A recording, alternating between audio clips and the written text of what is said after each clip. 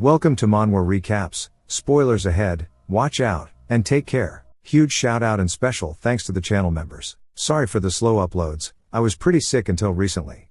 But I am all better now, so hope y'all look forward to new videos. The manhwa starts with someone banging pots and pans to wake people up at a camp. We see a man in bed that doesn't want to get up, and another man saying there's something in his boot, and that it's a bug.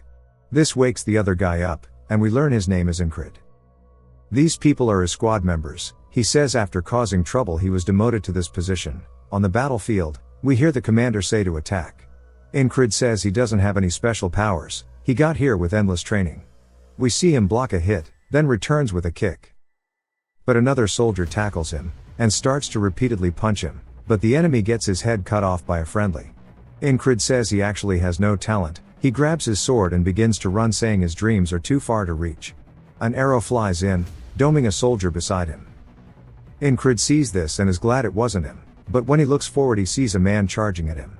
Incrid grips his sword, saying he will become a knight. But he gets stabbed in the chest, but he says his dream was just worn out, as he starts to bleed out. He falls to his knees, and starts to lose consciousness. He says that he didn't even know that his death would be so pathetic. He hears the sound of a fire being lit, and he opens his heavy eyes, but it's blurry, and we see ripples below him.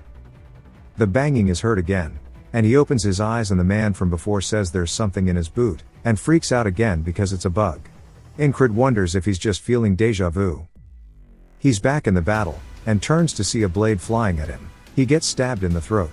Saying it's his second time, then he dies for the third time, and the same guy stabs him making it his fourth time.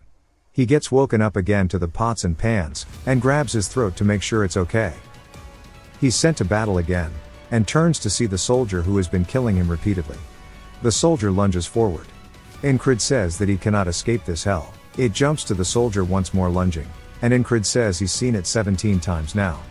He closes his eyes and accepts his fate, saying this is his 17th death. And he wishes he put more effort into his sword. The soldier begins to walk away, leaving Incrid in a pool of his own blood. As he lays full of regret, we see a blue lantern swinging, and a voice asks him if he truly believes that. As it's none other than the boatman to the other side. The boatman says to feel it properly, and give up, saying he needs to despair at the wall he cannot cross. But Incrid wants no part of that, as his eyes are full of resolve. The familiar pots and pans clang again. The tattooed man says he's surprised Incrid woke up so early. We finally learn his name is Rem, and Incrid tells him about the bug in his boot. Rem looks inside of it, and dumps the bug out. Then stomps it, asking if he put it in there. He says he watched it crawl in earlier. This is his 18th time seeing that corpse. He wonders how many times he'll have to see it before he can move on from this day. Incrid says he's wielded a sword since he was young. He learned swordsmanship from a retired mercenary who came to his village. We see the one-legged mercenary, telling Incrid that if he's this good, he might actually become a knight one day. These words heavily influenced Incrid, and that helped him dream of becoming a knight who can slay 1,000 people by himself. He began to grin at the thought of it. He thought he was the protagonist of a bard's song. It cuts to a bar, with people laughing, making fun of Incrid asking how he can be a knight when he's scared of a dog. Incrid realized that his talent is nothing special, but he refused to give up, as hard work won't betray him. He believed that with enough time and enough effort he would be able to overcome that wall known as talent. We see him stabbing a monster with his blade, and he says he's started to be acknowledged by those around him. He's actually becoming stronger, but that hope was shattered when he was stabbed after a child from the village he was staying in requested a duel, and won. The kid was 12 and had only been learning swordsmanship for 6 months. The man who spent over a decade wielding a sword, lost to a mere child. Incrid really wondered if that was the end for him, but he took his anger and used it as fuel to continue training to achieve his goal of becoming a knight. He would skip out on eating and sleeping to train, continuously swinging at a tree to practice during his free time. He puts his all into one of his swings, causing his sword to vibrate from hitting the tree. He is gassed out and looks up at his effort, to see the marks he left behind on the tree. He says even if he can't become a knight, he lifts his sword up, and swings again saying he will at least become an experienced soldier. He screams out of frustration, and continued to practice his swings. 3 years later he heads to the Cyprus division. He became the squad leader of a second-rate squad. The best position he could achieve after his endless training. He calls out to one of his men named Jackson, who asks what he wants. Incrid tells him to do his morning rotation for him. Jackson says alright, and just to repay him next time. Rem says that Jackson is like a wild cat, and all he does is glare. Ingrid calls out to him, and Rem asks if he's going to push work onto him too. Ingrid says he'd like to learn the heart of the beast. Rem looks taken aback, saying he gave up last time, asking if he thinks it'll work this time. Then the battle began, which Ingrid was killed in, and continuously died off spawn, even though he's learned the heart of the beast every time he wakes up. He can only watch as the blade pierces him. He says today for sure will be different. The soldiers start to roar before charging in. Ingrid says it's now his 21st time here on the battlefield. He's memorized the situation. He dodges the spear, then blocks an attack from behind. Then turns to see another squad member named Vel, screaming. Ingrid says he'll die soon, and an arrow flies in, but Ingrid blocks it. Vel wonders what happened, and another man goes to attack him, but Ingrid cuts the man down. He says he completed his first goal for today. All that's left now is the soldier that is continuously killing him. The soldier draws his blade out of the enemy he cut down, then glares at Ingrid. He slowly walks towards him, but Ingrid is ready for this. The soldier lunges in at him like usual, and Ingrid recalls Rem saying he always closes his eyes during danger, then swings his axe at Ingrid's face, and Ingrid flinches, closing his eyes. Rem says he needs to be brave, and not to be agitated or taken aback, and that he must become someone who doesn't even fear death, just like a beast, that is truly the heart of the beast. Ingrid doesn't even blink as the sword flies at him. He says that he isn't afraid of death, as death only makes him stronger. He avoids the thrust for the first time ever. He keeps his eye on the sword and his heart begins to pound like crazy. Since he avoided the attack that's always killed him, he and the soldier stare at each other. Then both start to go in for an attack, but the other soldier is way faster, stabbing his blade into Ingrid's throat. Ingrid's eyes begin to see the underworld, as he begins to bleed out profusely. He hears the boatman. Ingrid sees the boatman approach him, and the boatman says to give up and get on the boat, acknowledge your weakness and be at ease. Ingrid says no, the day he gives up will never happen. He finally saw the tip of his sword, and dodged it. After waking up, Rem says he woke up early. Ingrid is now on his 22nd life, saying he'll challenge it again. It jumps to the midst of the battle again, and Ingrid has jumped to his 33rd life. He dodges the thrust once more, and as the soldier turns to continue, Ingrid dodges, but it's too slow as his throat gets sliced, causing him to drop to his knees. We see he has a necklace that falls off him, and Ingrid says that in his time as a mercenary, he subjugated quite a few monsters. He took the request from a random village who asked for help. He helped since he wants to be a knight, and protecting the weak is a knight's duty. The elder of the village says they are poor, and hands him something. He looks down to see that it's a charm. It was a laughable reward for risking his life, but the elder said it would grant whatever he desperately wished for. He wonders if this is the reason he is having a Groundhog Day. The soldier who stabbed him says he must be in pain, and raises his sword saying he'll grant him mercy. Ingrid says mercy my ass, as the soldier is enjoying the pleasure of killing him. He executes him, and the pots and pans clang again. He tells Rem he put a bug into his boot, and Rem asks if he's lost his mind to be doing this so early in the day. Ingrid tells him to stop yelling and come outside, as he wants to learn the heart of the beast. Rem swings his axe, and Ingrid keeps his eyes on it, dodging the swing. Rem is confused, asking how he stopped flinching all of a sudden. He tells him he trained, and Rem says it's not something that can happen so quickly, and there's no way his family technique was taught by someone else. Ingrid tells him that he learned it by chance. Ingrid grabs some weapons, saying that he would like to spar with him. Rem stares at him, then smiles saying that sounds great. Rem swings at him, and he avoids it. This continues, and Rem asks him how long he's planning on dodging. While charging in, he dodges another attack, and Ingrid says the only sword techniques he possesses is the Valen mercenary sword technique. It's often called a petty trick. Ingrid starts to lose his balance, and Rem leaps at him. Ingrid gets his balance back, and readies himself for the leaping Rem. Rem notices this, and just like how the soldier he is always fighting, he thrusts his sword at Rem, but Rem knocks the blade out of his hands. The sword slides across the field, and Ingrid says even if it's just for a moment, he imitated that bastard stab. He says his body remembers the technique. Rem says that it should have made him bleed. And among all of the techniques he's shown until now, that stab was pretty decent, and he tries to give him some tips on how to make it better. Rem says that if he doubts himself too much, it'll lead to nothing good. He says that he should start worrying about what comes next, rather than doubt himself, That is how he won't lose the grip on his sword, but in his own broken words. Incrid looks at him, and says even though Rem explained it poorly he understood everything he meant. The difference between his stab, and the soldier's, is that Incrid lacked confidence in his sword. The soldier kills him once more, saying he'll show him mercy, stabbing him again. Back to Incrid, he's training with Rem, who knocks the sword away again. The soldier kills Incrid yet again, and he instantly goes back to training with Rem. Incrid says he will repeat this vicious cycle, taking it one step at a time, or even baby steps if he has to. He dies once more, and we learn he is on his 111th life, yet it still wasn't enough, as he died again, jumping to his 123rd life, to be greeted by the sword to his throat again. In the next life, we see him shouting while swinging at Rem, and he actually manages to push Rem's axe back, using the thrust he's been killed by. Rem asks if he's crazy. We see that Incrid's hand begins to bleed. Rem says that his hand is gushing with blood. He asks him why he's laughing like a madman. But Incrid feels nothing but excitement, as he mastered the stab. He's back on the battlefield, fighting his mortal enemy. He thrusts towards the soldier. Now that he's mastered the technique, it grazes against the soldier's helmet. As the soldier also went for a stab, but lands it in Incrid's throat. Incrid says his first stab trade was a failure, but he refused to blink or let go of his blade. He falls to the floor, blade in hand. The soldier puts his foot on his chest, and is smiling, saying he looks like he's suffering. And repeats his line of he'll show him mercy. Incrid says that tomorrow, he will kill him tomorrow. The soldier laughs, saying there's no tomorrow for the dead, executing him. The bug from Rem's shoe tries to get away, but Incrid stomps it out, saying he saw it fly in. Rem thanks him, and Incrid says if he's thankful to take his guard duty. Rem wonders why he's being ordered so casually. We finally meet a new member called Big Eyes. Incrid tells him to get him a shield armor and a dagger, and he'll pay him later.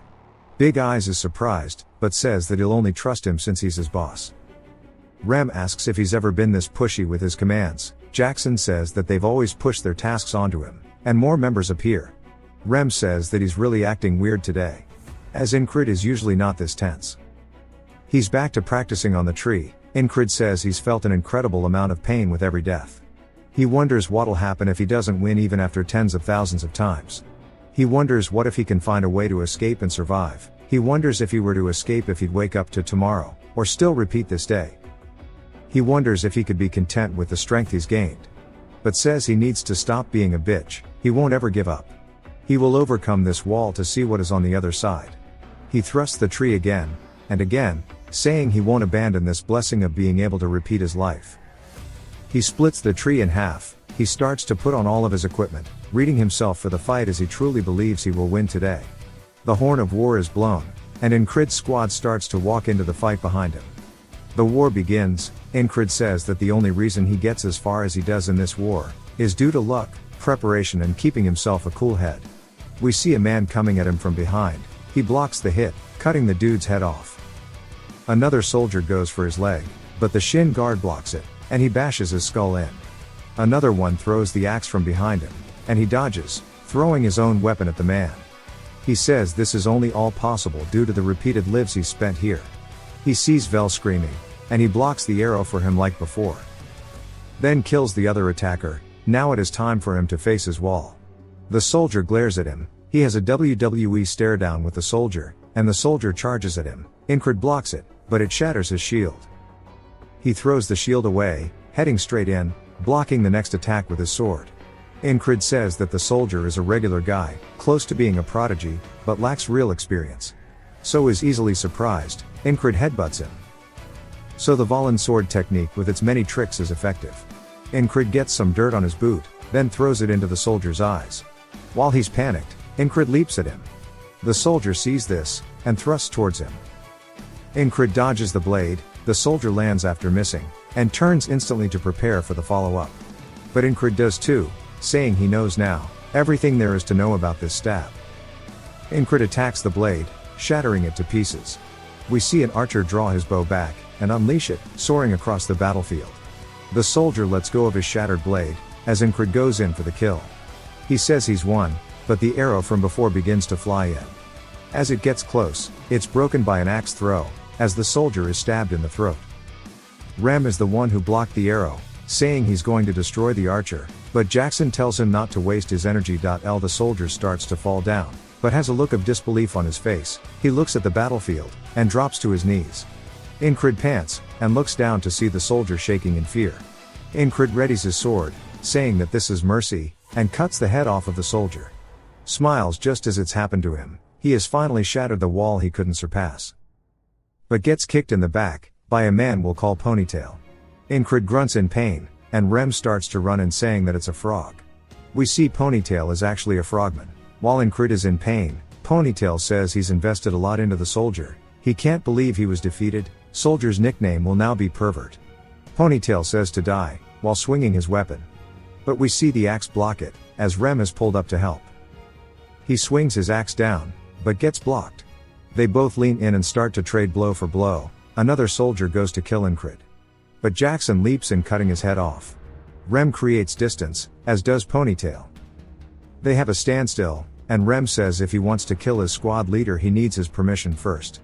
Ponytail asks how the weakling is commander. Rather than Rem explains to us that frogs are a race born to fight, and he'll either have to burn it with magic or kill it with one strike. Ponytail looks at Rem, wondering why he's on such a small battlefield, saying he'd have to risk his life to kill him.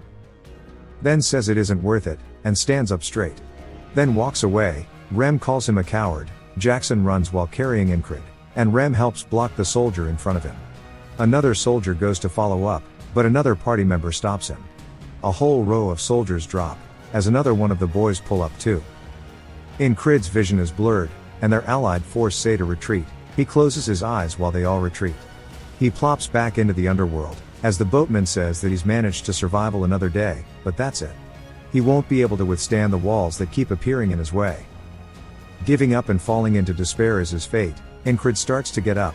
We see the wall behind him, and he tells the boatman that the walls exist for him to overcome them. The boatman smiles, saying he awaits the day those eyes, which are filled with greed and ambition, lose their light completely. Incrid wakes up bandaged, and Rem says he is in the infirmary tent, and that he slept for 2 days straight. He tells him he saved him from the frog. Incrid is confused, and says if it was a frog he's amazed he survived. Rem asks if he remembers him, saying he's his bestest friend. Incrid says he never said they were friends, and calls him a noble hunter. Rem covers his mouth quickly, and looks around to see if anyone heard him. Rem says he can't just blurt out the secrets of others he has nothing to do with. Incrid says he thought they were best friends. But he realizes he's made it beyond that day. We learn Big Eye's name is actually Craze, saying he owes him triple what he spent. Incrid was wondering why he was here, and says that he wasn't anywhere to be found in the battle. Craze smiles, saying he'll take double as a discount. Jackson also comes to the infirmary. Incrid asks what business he has with him. Jackson throws something at him, saying to apply it in the morning and the evening. Incrid says that Jackson hates sharing personal items, yet he did it anyway. We learn the tall monk's name is Odon, and he's crying while praying. Incrid tells him he's still alive, and to go.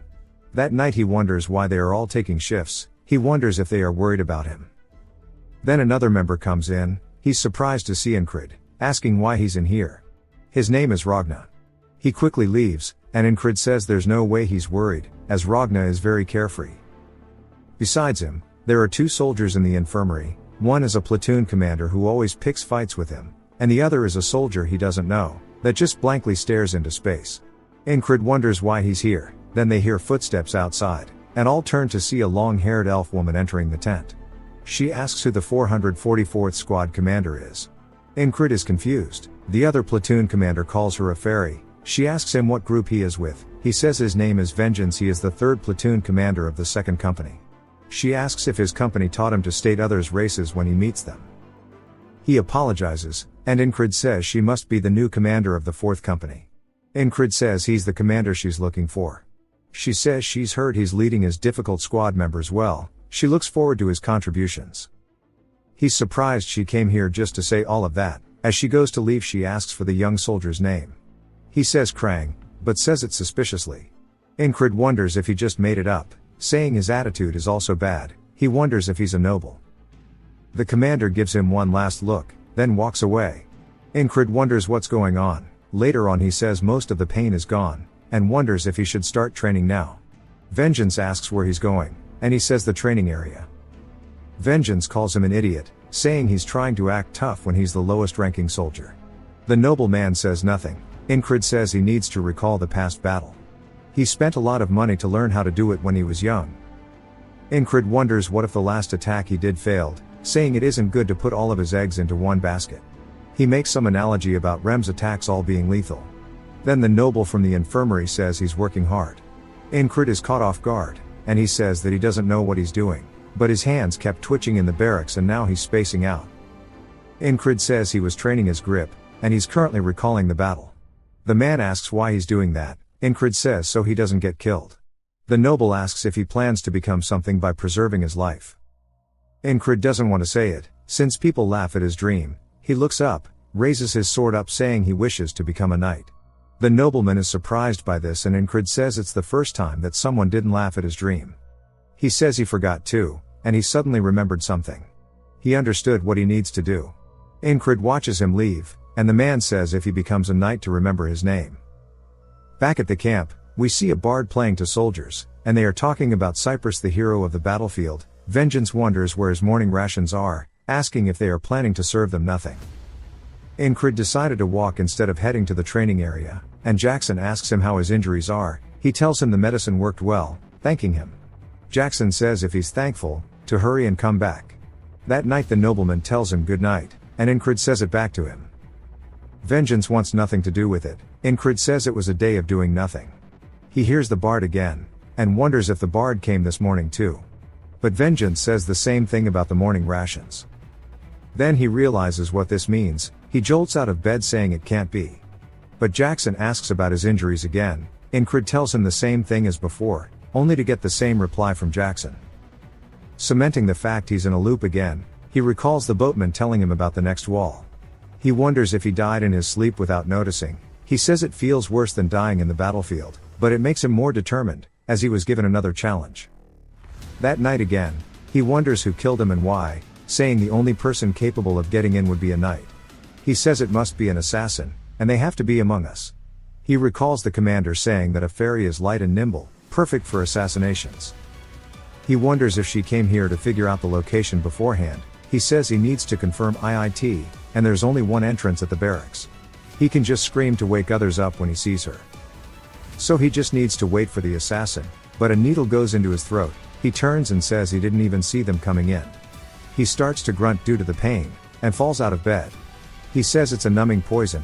He sees Vengeance also has one in his throat, and someone stands before Krang.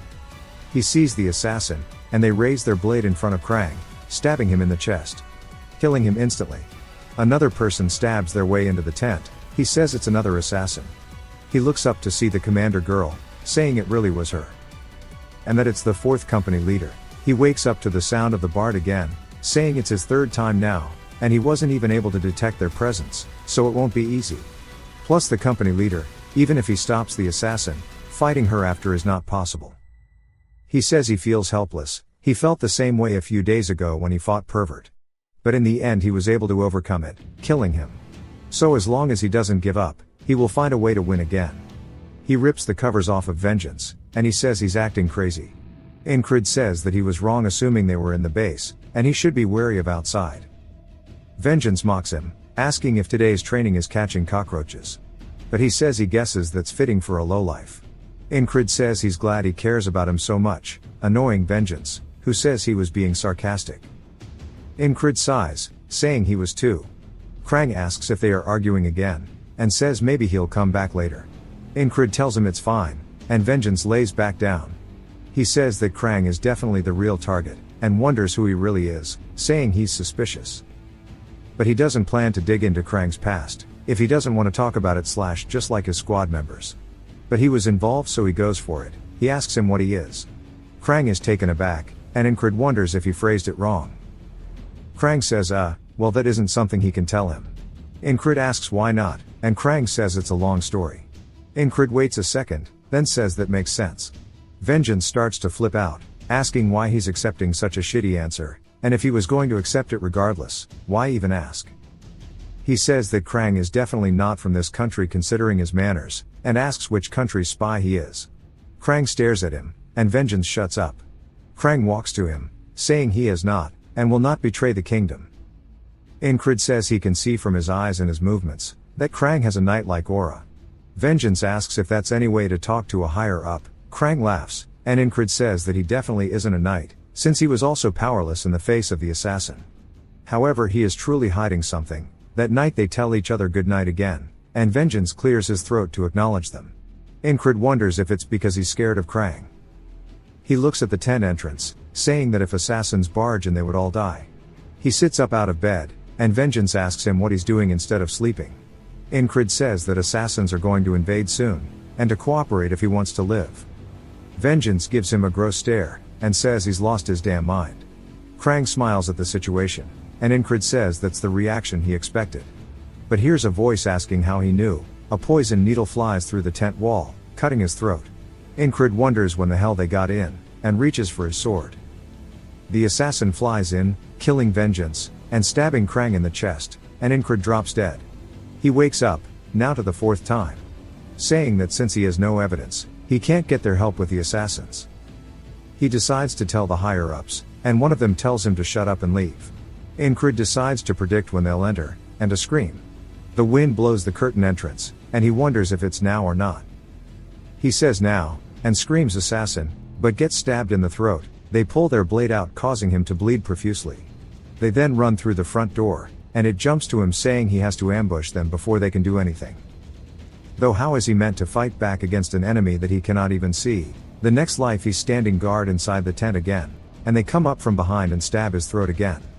He realizes he can't do anything if he doesn't avoid their poison needles. He wakes up, now for the 20th loop, and he says he still can't do shit against them. He starts to think, then smirks saying he's only died 20 times. He needs a way to avoid the poison needle first. He sees Jackson sitting down, and walks up to him while he's cleaning his dagger, and says this is the key.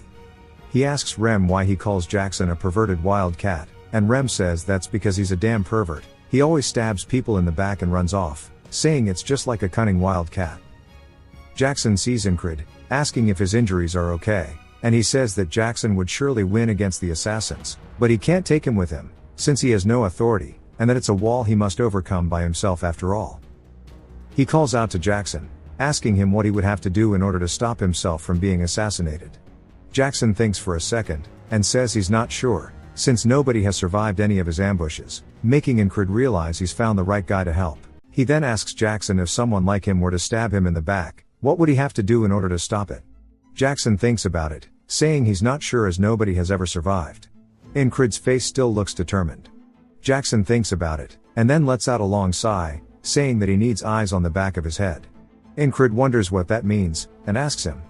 Jackson says perfect timing, asking if he sees the wagon behind him. Incrid asks where, and Jackson says behind the tents. Incrid wonders how Jackson noticed something so far away, asking if he really does have eyes on the back of his head. Jackson tells him that it's going to fall apart, and then on cue, we see the will pop off, and it falls over. Incrid is surprised, asking him if he's a prophet, but Jackson says he just has spent too much time with that barbarian. Incrid tells him to stop kidding around, asking him how he knew. Jackson points to his ear, saying sound. He heard creaking from the wagon's axle.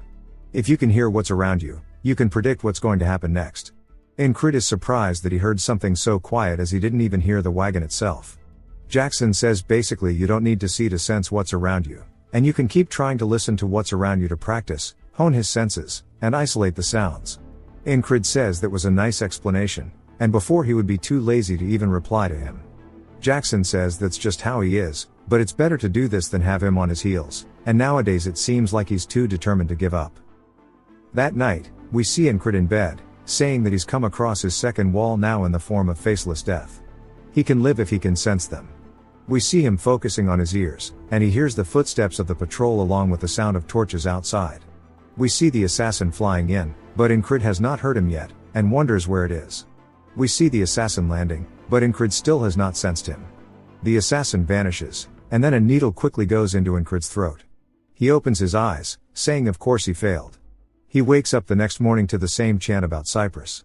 He says he has not taken a single step forward, but his body remembers everything, such as the experience of loaning, the heart of the beast, and the stab. Jackson tells him that he can gain a lot of information from sound. You can tell the location of something based on the intensity and direction of the sound, and once you're able to hear faint, Faraway sounds, at that point, your ears might as well be a second pair of eyes. Jackson snaps his finger, explaining how sound is a wave, and the wave rings out in all directions, no matter how silent it is. In the chaos of thousands of sound waves mixed together, he needs to isolate one single wave. Ingrid starts to overhear everybody's conversations, thinking about how all the sound is entangled, and that he needs to isolate and categorize them. He says all the flags sound like one large one to him, and tries to remember how many there are, and then starts to focus on the footsteps close to him, and to really feel the sound around him, focusing on the familiar ones first, followed by the unfamiliar ones. We hear Krang say Enchi, and Ingrid opens his eyes as Krang asks him what kind of training this is. Ingrid asks about the nickname, and Krang says that it should be fine since it's just short for his name. Ingrid says he's not a fan, but if that's what he wants to do, that's okay, and then asks what part of this looks like training since he's just sitting here like an idiot. Krang says that he already knows that he is not somebody who wastes time. Back tonight, we see a needle flying in, and again, it hits Ingrid in the throat. He glances over to see Krang getting stabbed in the stomach. Then the assassin goes in for round 2, causing Krang to spit out blood. We learn that he is now in the 33rd loop of this, and again on the 34th, he did not hear anything as well, which led to another failure as Krang died. This repeated over and over again. We see him sitting there, focusing again on trying to listen to the sounds, and he explains that he does not need more experience to overcome this wall. There's no sudden realization or divine intervention.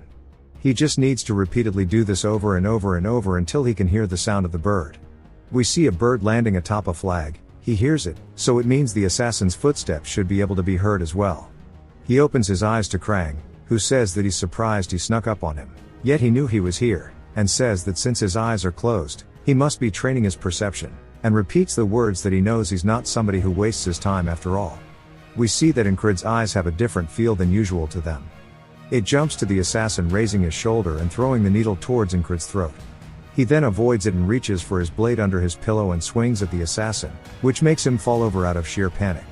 The man begins to sweat nervously, and Ingrid smiles, saying that he's no longer a faceless death. The assassin starts to grit his teeth, and attacks back at Ingrid, calling him a rat.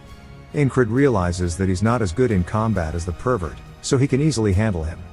He looks over, wondering about the others, and he sees Vengeance has a needle in his throat, but Krang is still okay. The assassin comes in, and Ingrid dodges it, saying he shouldn't let his guard down because he's still an experienced assassin. The assassin then throws a dagger towards him. Ingrid narrowly dodges, but it still cuts his chest open. The assassin doesn't want to miss the chance, so he runs in towards Ingrid. We see the tent get cut open, and Ingrid looks over, seeing the ferry company commander, and realizes that if he doesn't stab first, he'll die, so he thrusts towards her. The assassin then yells about him having a guard, and throws out a ton of poison needles towards them all. He turns around, but it's too late to react as they fly towards Krang as well. We see the company commander leap over Ingrid's attack, and use her cape to block all of the poison needles from hitting Krang. Ingrid says he thought she was an assassin, but she actually came to protect him, but regardless, now it is his chance. He lowers himself to the ground, and leaps forward towards the assassin. The assassin tries to block it, and we see the attack knock his hands away. The assassin grits his teeth, and tries his best to run, realizing that he needs to get out of here. Ingrid doesn't chase him, and says he can't believe he'd run away like that. Krang sits up, saying that he was probably after him. Ingrid says he knows, and Krang asks how. Ingrid says there's nobody who'd pay an assassin to kill a boot like him or Vengeance. The company commander says exactly, and tells him that he's fast on his feet. While reaching for her sword, Ingrid realizes that even if she was an ally just now, she can't let what happened here slip out, and she doesn't plan to leave any witnesses. Ingrid tightens the grip on his blade, and then Krang steps in front of them both, saying that he has a favor to ask her as he does not want anybody to die today. Ingrid wonders what's going on, as we see her bowing, saying as he wishes. Krang says that includes Vengeance, and that he isn't dead yet. The company commander says that they have an antidote, so he should be fine. Ingrid realizes that she is knowledgeable in poison if she could tell what it was at first glance. Krang thinks about it, saying they need to clean up this mess, and it's going to be a bother if people find out that an assassin has been here. Ingrid asks if it's fine as long as there are no traces left, and looks over at a fire, saying that there's actually an easy way as we see their tent set up in blaze. Soldiers from all around start running over with buckets of water, saying there's a fire in the tent, and that there are 2 survivors as we see Ingrid and Vengeance. Ingrid says with this, The traces of the assassin have been removed, and that they will take care of the rest. It jumps to a bird soaring in the night sky, as we see Krang and the company commander. She says that if Incrid didn't slow the assassin down, Krang would be dead, and she asks if he changed his mind due to that. Krang says yes, asking if she agrees that he is interesting, but she does not answer, and just looks away. Krang says he's been trying to avoid it, and he recalls how hard Incrid would work in the mornings, and smiles, saying that he has rubbed off on him, and that they'll meet again in their respective roles. We see a scythe as it is coming out of the water, and then it quickly dissolves as he sees the boatman. The boatman tells him that he'll see him again, and Incrid says anytime. He says that he survived against the second wall, and woke up the next day. He can sense the presence of most things, yet he could not sense the company commander, and he has a lot to do when he gets back. Incrid says thankfully he wasn't hurt, so he can return immediately. Vengeance asks him if he saved him from the fire, and asks him why. Incrid wonders why he's giving him shit for saving him, and why he dislikes him so much. He simply tells him it's because they're comrades, and he doesn't need another reason. Vengeance looks off to the side, a bit guilty, and says even after all the shit he's put him through, he's very selfless, and he asks if he's returning to his squad. Incrid says yes, and Vengeance says he's shit out of luck as the vibe is going to be horrible out there. Incrid asks what's going on, and Vengeance explains that there's a rumor going around that the entire base is cursed. We see somebody from Incrid's squad calling out to Rem, calling him an underdeveloped monkey, and shoving him. Rem looks excited, and we see people running away, saying that the squad is fighting again. As we see him lift him into the air, and throw him into the table, breaking their shit. The man attacks back at Rem, but he avoids it, and then returns with a solid right to the face, and pulls out his axes, saying he'll decorate his skull with it. The man pulls his own sword out, saying that he's going to split him in half. Incrid finally makes it there, and says he doesn't know about the base being cursed, but these bastards might as well be his curse, and he sighs, telling them all to stop it.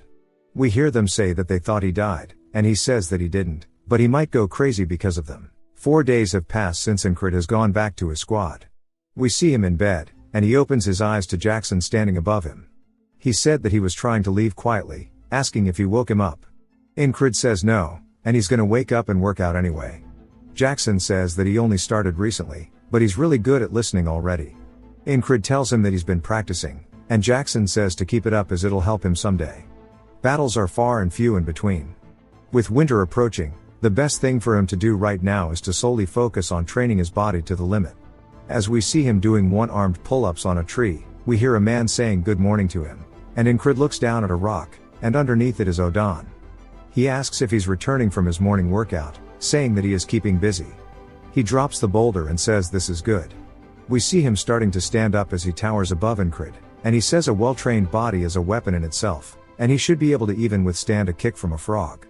But that he's too thin, so he needs to continue training. Incrid says he's just excessively large, but he'll try it. Odan starts to talk about the training technique he told him before, and then we hear something going down in the tent beside them as we see Rem kicking the man that he was fighting earlier out of bed, saying that it's his duty, yet he's still asleep, calling him lazy. The man starts crawling towards his sword, grabbing onto it, and swings it, telling Rem to eat his ass. Rem starts to swing back, and Incrid enters, asking why they're fighting again. Odan tells them that violence solves nothing. Rem explains that this dude is trying to starve them, and Incrid says if it's his turn to start cooking, then to do it, and Ragna says okay.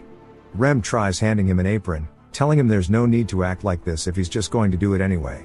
Ragna slaps it away, saying that it reeks, and Rem starts sniffing it, saying that it smells good. Incrid asks if he's bored since he's picking fights for no reason. Rem asks if it's that obvious, saying that the lack of battles is making him itch. Incrid tells him not to take it out on randoms, and to come with him as he'll fight him. Later on in the day, we see him get kicked in the side, and Rem says he needs to take hits better as he comes in with his axe, knocking Incrid's weapon out of the air. Incrid keeps himself calm with the heart of the beast, and as Rem comes in with another attack, he deflects it, saying that he needs to utilize his hearing to block hits. He will continue what he learned while dying hundreds of times, and thrusts towards Rem's face. Rem avoids it, but it was still a good try nonetheless. Then he grabs onto his sword with his axe, using it to hold him there, and then grabs him by the collar, using his own momentum against him to push him into the floor, saying that he was expecting more since he improved so much recently. But asks what made him boring all of a sudden, saying he's seen the stab a lot now, asking if there's anything new. Incrid starts to get back up, saying he knows that he's different now, and he can repeat everything hundreds of thousands of times. He glares at Rem, saying to try it again, and he'll destroy him this time. Rem starts to think to himself that even if his skills are really bad, he doesn't get sick of seeing how determined his eyes are. He smiles, saying that he can only say that after he's laid a scratch on him. It begins to rain, and they both look up, surprised as it came out of nowhere. Back inside their tents, Ingrid says that it starts and stops whenever it wants. Rem says that he's gonna start growing mushrooms on his feet at this rate. We see Ragna asleep, and Odan praying. Another man enters, asking how many times he's going to have to cancel his duels because of the rain, and he believes the curse rumors now. Ingrid asks what he's talking about, and the man asks if he didn't hear. Ingrid says that now that he thinks about it, Vengeance mentions something about it. The man says that the weather is weird, and that casualties are increasing, and they keep getting hurt, especially Jack, Bo, and Rotten, as they are all hurt. People are saying that they're cursed due to this, but he's sure they aren't cursed, and that the temperamental weather only added fuel to the rumor. Ingrid says that the higher-ups won't let something like this go unnoticed, and the man asks why he's doing it in the downpour, and Ingrid says that's exactly why. Rem asks if he's a stray cat and what purpose this would serve. Jackson tells him that it's a good idea, and to keep it up, and Rem looks at him, scoffs, and starts yelling, asking what he taught him, and when he started caring for the squad leader. As they start yelling, Odan says if he's looking for a way to train in the tent, there's some things he can do even while laying down. Ragna asks if he wants him to look at his stance again. Rem turns around, saying look at all these guys, and they all continue glaring. Jackson glances over while Odan smiles, and Ragna still just keeps staring at the back of Ingrid, and Rem says that he noticed. As we see Ingrid still looking outside the tent. It jumps to a war room, and a man is telling all the commanders to keep their soldiers in check. They should send out a scouting party before the winter again, and ask if anybody has suggestions to fill in the gaps. We see the ferry commander suggesting the 444th squad leader. The man instantly says that he's a little dumb, and that he'll probably hold the scouts back. She tries telling him that he could bring about unexpected results, and he asks why she thinks that, and she tells him that it's just a fairy's instinct. The next day, we see Ingrid talking to her, and he's asking her why he's being sent to the scouts, and she glares at him. It jumps back to the man from earlier asking Ingrid if he pissed off the company commander, and he asked what he could have done to do that, and he suggests that he did because there's no other reason for her to specifically pick him. He wonders if she's going to kill him now that Krang has left. Rem asked if he's really going, saying that he can help him get out of it while holding his axe. Ingrid says it's not like he can use that axe on a superior, and that he's not like Rem. Rem says that's not what he was going for, and Ingrid says that he'd better not do it either as he has a history of being violent. We see Odan praying that they don't take Ingrid away from them, and he wonders what's wrong with them all. Ragna sits up, saying that he can go in his stead as well. They all kind of stare at him funny because they know he's directionally challenged. Jackson says if he's going to be scouting in tall fields, and that he needs to pay attention to the changes in the grass, noticing disturbances, and that's the first step to overcoming an ambush. Rem starts chirping up, saying that he told Jackson to stop teaching Ingrid this weird stuff. Ingrid sighs, saying that nobody will prevent them from fighting once he is gone, wondering if it is okay to leave them here, but even he agrees that there's nobody better suited than him. After enlisting, because of his lack of skills, he constantly moved around filling in for other people. The one place he ended up being useful was here. As we see Jackson and Rem both going to attack each other, Ingrid steps in between them, which catches them off guard, and they both stop their attack. He tells them to give it a rest. Rem asks if he's brave or stupid, and Jackson tells him that he should be thanking him, otherwise he'd have a hole in his chest. Ingrid says that they are really skilled, so they can't lose them, and compared to them, he's not much of a loss in combat power. There's no need for this sudden contemplation. He knows where he stands in terms of skills, and that he has a lot of room to improve. We see him walking through the woods with the other scouts as they are heading to the front lines. One of them sees him with his eyes closed and tells him to lock the fuck in, saying that they may both have the same rank, but he's the leader of the scout squad, and if he has a problem, they can fight it out. His name is Andrew Gardner. Somebody else laughs, asking Andrew if he really thought Ingrid would fight him, saying he's an outcast. Andrew begins to smirk, saying that if he does try, he'll make sure not to hurt him, and then he starts flaming him, saying that a squad is only functional because of its members. He tells everybody to listen up, if they meet the enemy, they'll bash their skulls in. Ingrid says they are very loud, asking if they don't understand what scouting means, and that Andrew is too green for this. They spot some tracks on the floor, and Andrew says they are new tracks. New is a type of animal, and he says that they'll follow the tracks and have a barbecue tonight. Incrid says that New travel in groups of at least 20, and if he's seriously gonna go fight this, wondering what is going on inside his head. Another man starts laughing, saying that's not a New but rather a gazelle, and he looks at Incrid, who's glaring at him, and says that Andrew is kind of obnoxious, and his name is Henry. He's previously a hunter and didn't seem to care for the squad lead. He ended up talking to him out of luck, and they became close. Henry talked about the basics of being a hunter, which he thought was very helpful, and Henry talks about how there are usually separate paths for animals in the fields, and he'll tell him more about it tomorrow. At night, we see Andrew saying that it was a New for sure, and that he needs results more than anything as Incrid watches. The next day, as the squad heads out to the fields, Andrew says that this is the location that they're supposed to recon. Called Green Pearl, aka the unnecessarily tall grass field, as they all stare at it. Andrew says that they'll cross this field, find the hostile party, and bring them back as prisoners. They say yes, and as they continue, Henry asks if they're really going in here, saying that they're just supposed to scout, and Incrid says that it's the squad lead's command. As they're walking through, Incrid says that it's not that easy, and he thought Andrew would give up soon, but it's not, as this is unexpected. He's not complaining, and he's taking this seriously. Henry notices there aren't many animal droppings, and Incrid asks if that's a problem. Henry says that means that there aren't any animals in a place where food is abundant for them. We see a paw raise into the air and then slam into the ground. Incrid instantly feels a chill on his spine as we see a panther running by him in the grass.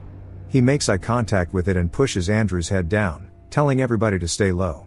As the panther was running from something else, two people catch strays in the head, and Andrew tells everybody that it's an ambush as we see their ops have pulled up. He calls for them to run, and we see everybody hauling cheeks. One of the men gets held down, and we see them capture Andrew. Henry gets stabbed in the chest, and Incrid turns around, seeing the enemies are closing in, and he can tell based on his senses that he's completely surrounded. Incrid continues to run as we see a crossbow being armed. He hears this, saying that the listening technique he learned from Jackson is definitely helpful as he dodges an arrow from behind, but then he begins to hear way too much sound, saying that he doesn't know what's with all the noise and that in the end, it's only helpful. As we see hella spears coming in, and he is soon impaled, knowing that they were going to be ambushed, it makes sense trying to avoid it. We see him trying to convince Andrew about it, and Andrew asks him if he wants to get his head cut off, and Incrid realizes there's no way they'll listen to what he says, asking if he needs to find a way to make it out alone. We hear him trying to tell everybody that it's an ambush and to run away, and that he tried using a different path to escape, but he was stopped by the enemies once again, and that Henry was killed too. He says it's okay as he can always find another way, and he has the repeating time loops on his side. We see a firing squad pull up, and he catches a whole lot of arrows to the chest. He got caught by 20 or so crossbowmen from the east, and died after being riddled with arrows. He moved north to avoid them, but met a squad of spearmen. We see him grabbing dirt as he slowly crawls after being shot with arrows. Even if he manages to avoid them all, they never stop pursuing him. Their uniforms are dyed green as if they've been preparing for one. He wonders what's there to guard in a field like this in the first place. As he continues crawling, he spots a fire and a flag, and then gets his head clean cut off. As his blood begins to pour out, he wonders what they are hiding here. It jumps back to Andrew, telling everybody that they'll cross this field and bring them back as prisoners. Incrid has heard this a dozen of times, and once they head in, there's no making it out alive. They are definitely hiding something, and he needs to figure out what it is. If he gives that up, he won't have to die. Henry calls out to him, seeing that he's lost in thought, and Incrid realizes that if he tries to avoid it, it means that it'll be the end of the loop. But he decides that there is no running away from this wall. Andrew calls out to him, asking what he's waiting for. One of the members tells Incrid that he knows Andrew is an asshole, but just to go along with it, and that he has his own difficulties. Incrid asks why he would do that, saying that there's a limit to how much bullshit he can tolerate from an idiot. Asking the man if he's tired of kissing Andrew's ass, the man starts to get angry, and Incrid pushes him out of the way, saying that he's no longer playing this game. Andrew goes to draw his blade, asking him if he's disobeying orders, and Incrid realizes he needs to reframe the situation, and tells him he's not disobeying him, rather he's going to be the one giving commands from now on. Andrew starts to get angry, and Incrid explains how he survives the longest, along with the other soldier and Henry. The soldier with the scar on his face is as tough as he looks. He's the most skilled one in the squad, but stays on Andrew's ass, and he's got to be some type of bodyguard or babysitter. Andrew draws his blade, saying that he can try to take command if he can beat him, and tells him to draw his sword. Incrid says a normal soldier wouldn't have a bodyguard, and that he's obviously properly trained by his posture, and that Andrew must be the son of a rich lord, but says if that was the case he wouldn't be so eager for results, and suggests that he is a fallen noble. Andrew says that judging by his pathetic skills, yet high rank, he must be someone who never trains while leeching off money. Incrid says whatever he is, he can't keep following his orders, and Andrew starts to tell him that he's different from him, as he has a mission to fulfill. Incrid starts telling him to come at him, saying that he doesn't know why he's running his mouth so much, and that he's light work. This pisses Andrew off, and he starts to run at him. Incrid says that normally he would struggle against someone like him, but he's obviously being looked down upon, and that his brash actions will lead to carelessness. Andrew thrusts towards Incrid's head, and Incrid uses his hand to deflect it, saying that carelessness is the best chance he has.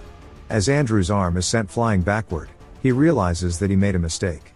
Incrid capitalizes on it by getting in close and punching him in the stomach, causing Andrew to spit up and fall to the floor, coughing. His babysitter and Henry are both surprised that it took one punch, as they thought that Incrid was a weakling.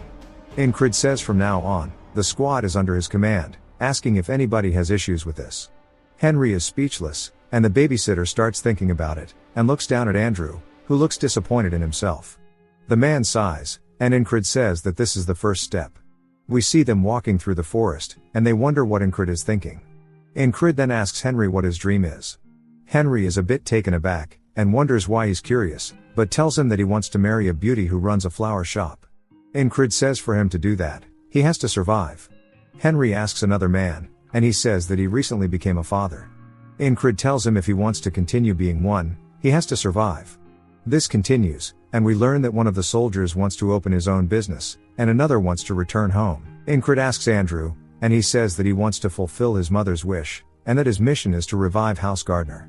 Incrid says that since they all have dreams to fulfill them, they have to make sure they get out of here alive. He stops walking, and tells them, rather than trying, they will guaranteed make it out of here alive. Everybody is surprised by this, and Incrid says that he needs them to move proactively, as there's nothing more motivating than life itself, and the enemy will soon appear, and he was planning for them to break through. He points towards the grass, telling Henry to shoot an arrow over there, at head height. Henry tries to tell him there's nothing there, but Incrid says he's not repeating himself and to shoot. Henry fires his arrow off, and we see it hit one of the men in the face. The enemies then yell that they are being ambushed, which surprises Henry and the others. Incrid draws his blade, telling Andrew to stay on his ass. Andrew grits his teeth and runs in, and Incrid says that he was wrong, and to fight with the upper hand, they need to find them first and ambush their enemies. As we see him stab one through the back, and then he readies himself for the next one, the enemies start to wonder what's going on and yell to kill them. We see Andrew stab one in the throat. Incrid says they need to take advantage of their confusion to reduce their numbers as much as possible. The reason he brought Andrew was because his bodyguard will follow. We see one of the men going to attack from behind. He instantly gets his head cut off and then cut into pieces by the babysitter. Incrid says this will be the best chance they have. We see Incrid cut one of their arms off, saying that the enemy, which originally numbered 12, has been cut down to 8 people. The rest are coming up, and we see the rest of the boys pull up. Incrid orders them to kill them all. The boys charge forward, dealing with their enemies. Incrid says in a tall grass field like this, the enemy soldiers have a hard time finding their location too. There is one reason they discovered them first. We see the panther running by them. One of the enemies gets jump scared by it and then tries to attack it, but Incrid comes out from the side and stabs the man in the stomach. Incrid says they were chasing the beast the first time around and coincidentally discovered them. This time they failed to notice their ambush because they were focusing on chasing it. Things are going smoothly, so he won't let it die easily. Henry tells them that they have finished, and we see Andrew is gassed out while his babysitter cleans his sword. Incrid tells them they will be moving immediately, while the panther watches him from behind. After one casualty, their unit has 6 people remaining. Even after multiple cycles, it was impossible to save everyone. However, this was the most survivors he had, and he wants to keep pursuing. We see a man watching guard, and he quickly gets his head cut off by Incrid. Incrid says due to the loops, he knows the quantity and locations of the enemy soldiers. If they keep going straight, they will get annihilated by 30 crossbowmen, so they need to turn right here to avoid them. The spearmen who persistently chase them every loop need to be disposed of quickly, or else they will hamper their movements. To avoid the difficult fights, using hit-and-run ambushes, they escape the enemy's encirclement. We see Andrew killing one of the men. His babysitter says he can tell he is overexerting himself. When it is dark, it will be hard to find the exit. They need to escape while the sun is still up. Ingrid tells them they need to keep going forward, and he asks him why he is going further inside. Ingrid tells him he knows it is the right direction and that he won't accept any disagreements, and to follow him. The babysitter looks pissed.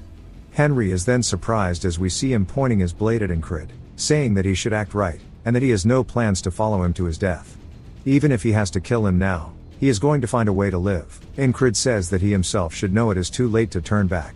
After the commotion they made, their retreat path will have already been swarmed by the enemy. The man asks if he should really follow him, and Ingrid says he wants to make one thing clear, that he wants to survive as well. Andrew thought Ingrid would be some useless trash, just like his father who had given up on everything and just wasted the wealth of his house. But that was not the case. In fact, he reminds him of his mother, as we see her telling Andrew that their house may be finished, but even so, she hopes that he becomes somebody who can lead their people. He needs to earn their trust and rebuild their family. Andrew says he has always wanted to be like her. We can tell by Ingrid's eyes that he is someone who paves the way, as he says to trust him and that they will survive. Andrew steps up, saying that he does trust him, and calls Ingrid captain. His babysitter tries to call out to him, but Andrew says that the captain right now is Ingrid, and that a squad follows the orders of its captain. The babysitter is surprised, and Ingrid tells them to crouch down until he gives the signal and to stay close. The first step to escape is to take the initiative and ambush the enemy to break out of their encirclement. The second step, as we see them all sneaking through the grass, they hear the sound of rustling. They see enemy soldiers walking by them, and there are quite a few passing by their location. Ingrid says the critical point he found out after dozens of loops is that only during this exact time and place can they let the enemy pass by them without trying to start a fight, and that this is the only method they have to actually escape. Everybody sits there nervously waiting. Ingrid focuses his best on listening, and once he hears nobody else, the rest nervously anticipate his call. He says that everything has gone according to his plan, and that the final step is after the sun sets and it becomes dark. The reason they always fail to escape this field is clear. Ingrid tells them they have arrived, and Henry says no way. One of the men starts to facepalm, saying after trying so hard, they ended up being at the enemy camp. Ingrid says that the soldiers of Aspen are killing everybody in the field to silence them because they are hiding something in this field that nobody can know about. We see some kind of shrine in the middle of their camp with flags strung high and bones all over. Ingrid wonders what happens when something more important than catching them occurs. He tells the rest it's time to go and that a way for them to escape will definitely appear as they start walking into the camp. The babysitter asks why he's going to set the enemy camp on fire, saying he's out of his mind, and it's not unlikely that they'll get surrounded and killed. Ingrid finally asks his name, thank God. And we learn that his name is Mac. Ingrid warns him that he will not tolerate disobedience. Mac starts barking, and Andrew tells him to be quiet, and instantly starts following Ingrid's movements. Mac says he doesn't need Andrew to tell him, that they won't be able to find their way out with it being so cloudy in the night. They have no choice but to trust the squad leader. We see Ingrid cut into a tent, and Mac thinks that they're done for, but as soon as they head inside, it's empty. Mac finds it suspicious, that he seems to know so much about this camp. And thinks that he's too reckless going through the enemy camp, but oddly enough, they haven't seen a single enemy soldier despite this. Looking back, they are definitely in their camp, so how is this possible? Ingrid tells them to stop as they finally make it to the shrine, and he tells them all to wait here. Ingrid says that he's infiltrated this camp a dozen times.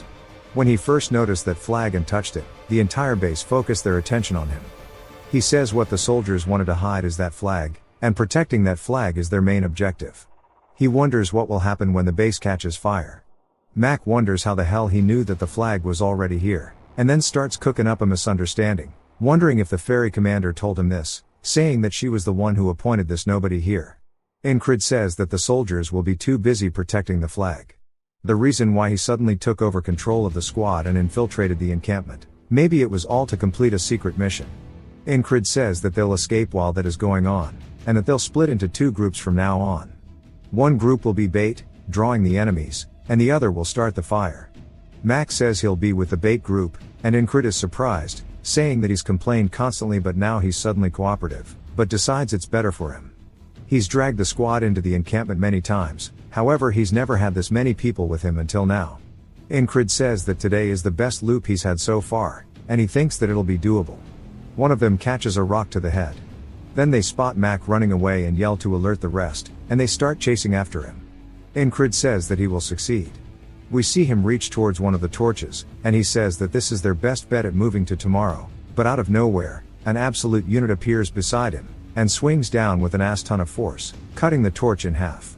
Cold chills runs down Ingrid's spine, and he says he didn't even notice this dude. Ingrid goes to draw his blade and says he's never seen this guy in any of his other loops, but he can tell this dude is a fucking menace, and he wonders where somebody so strong has come from. The man glares at him, calling him a rat, and Ingrid says that they're late. The man wonders what he's talking about, and looks over to see a fire on one of the tents. Some robed guy comes out yelling about it, and then we see the boys running off with barrels. The man tells everybody to put the fires out. Ingrid explains that Mac baited away most of the enemies, and he got the attention of the rest while Andrew set the tents on fire. Now he just needs to escape.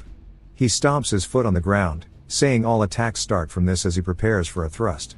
He says to kick against the ground to propel his body forward, and go for the gap in this man's defense as he starts thrusting his sword towards the man while he is distracted.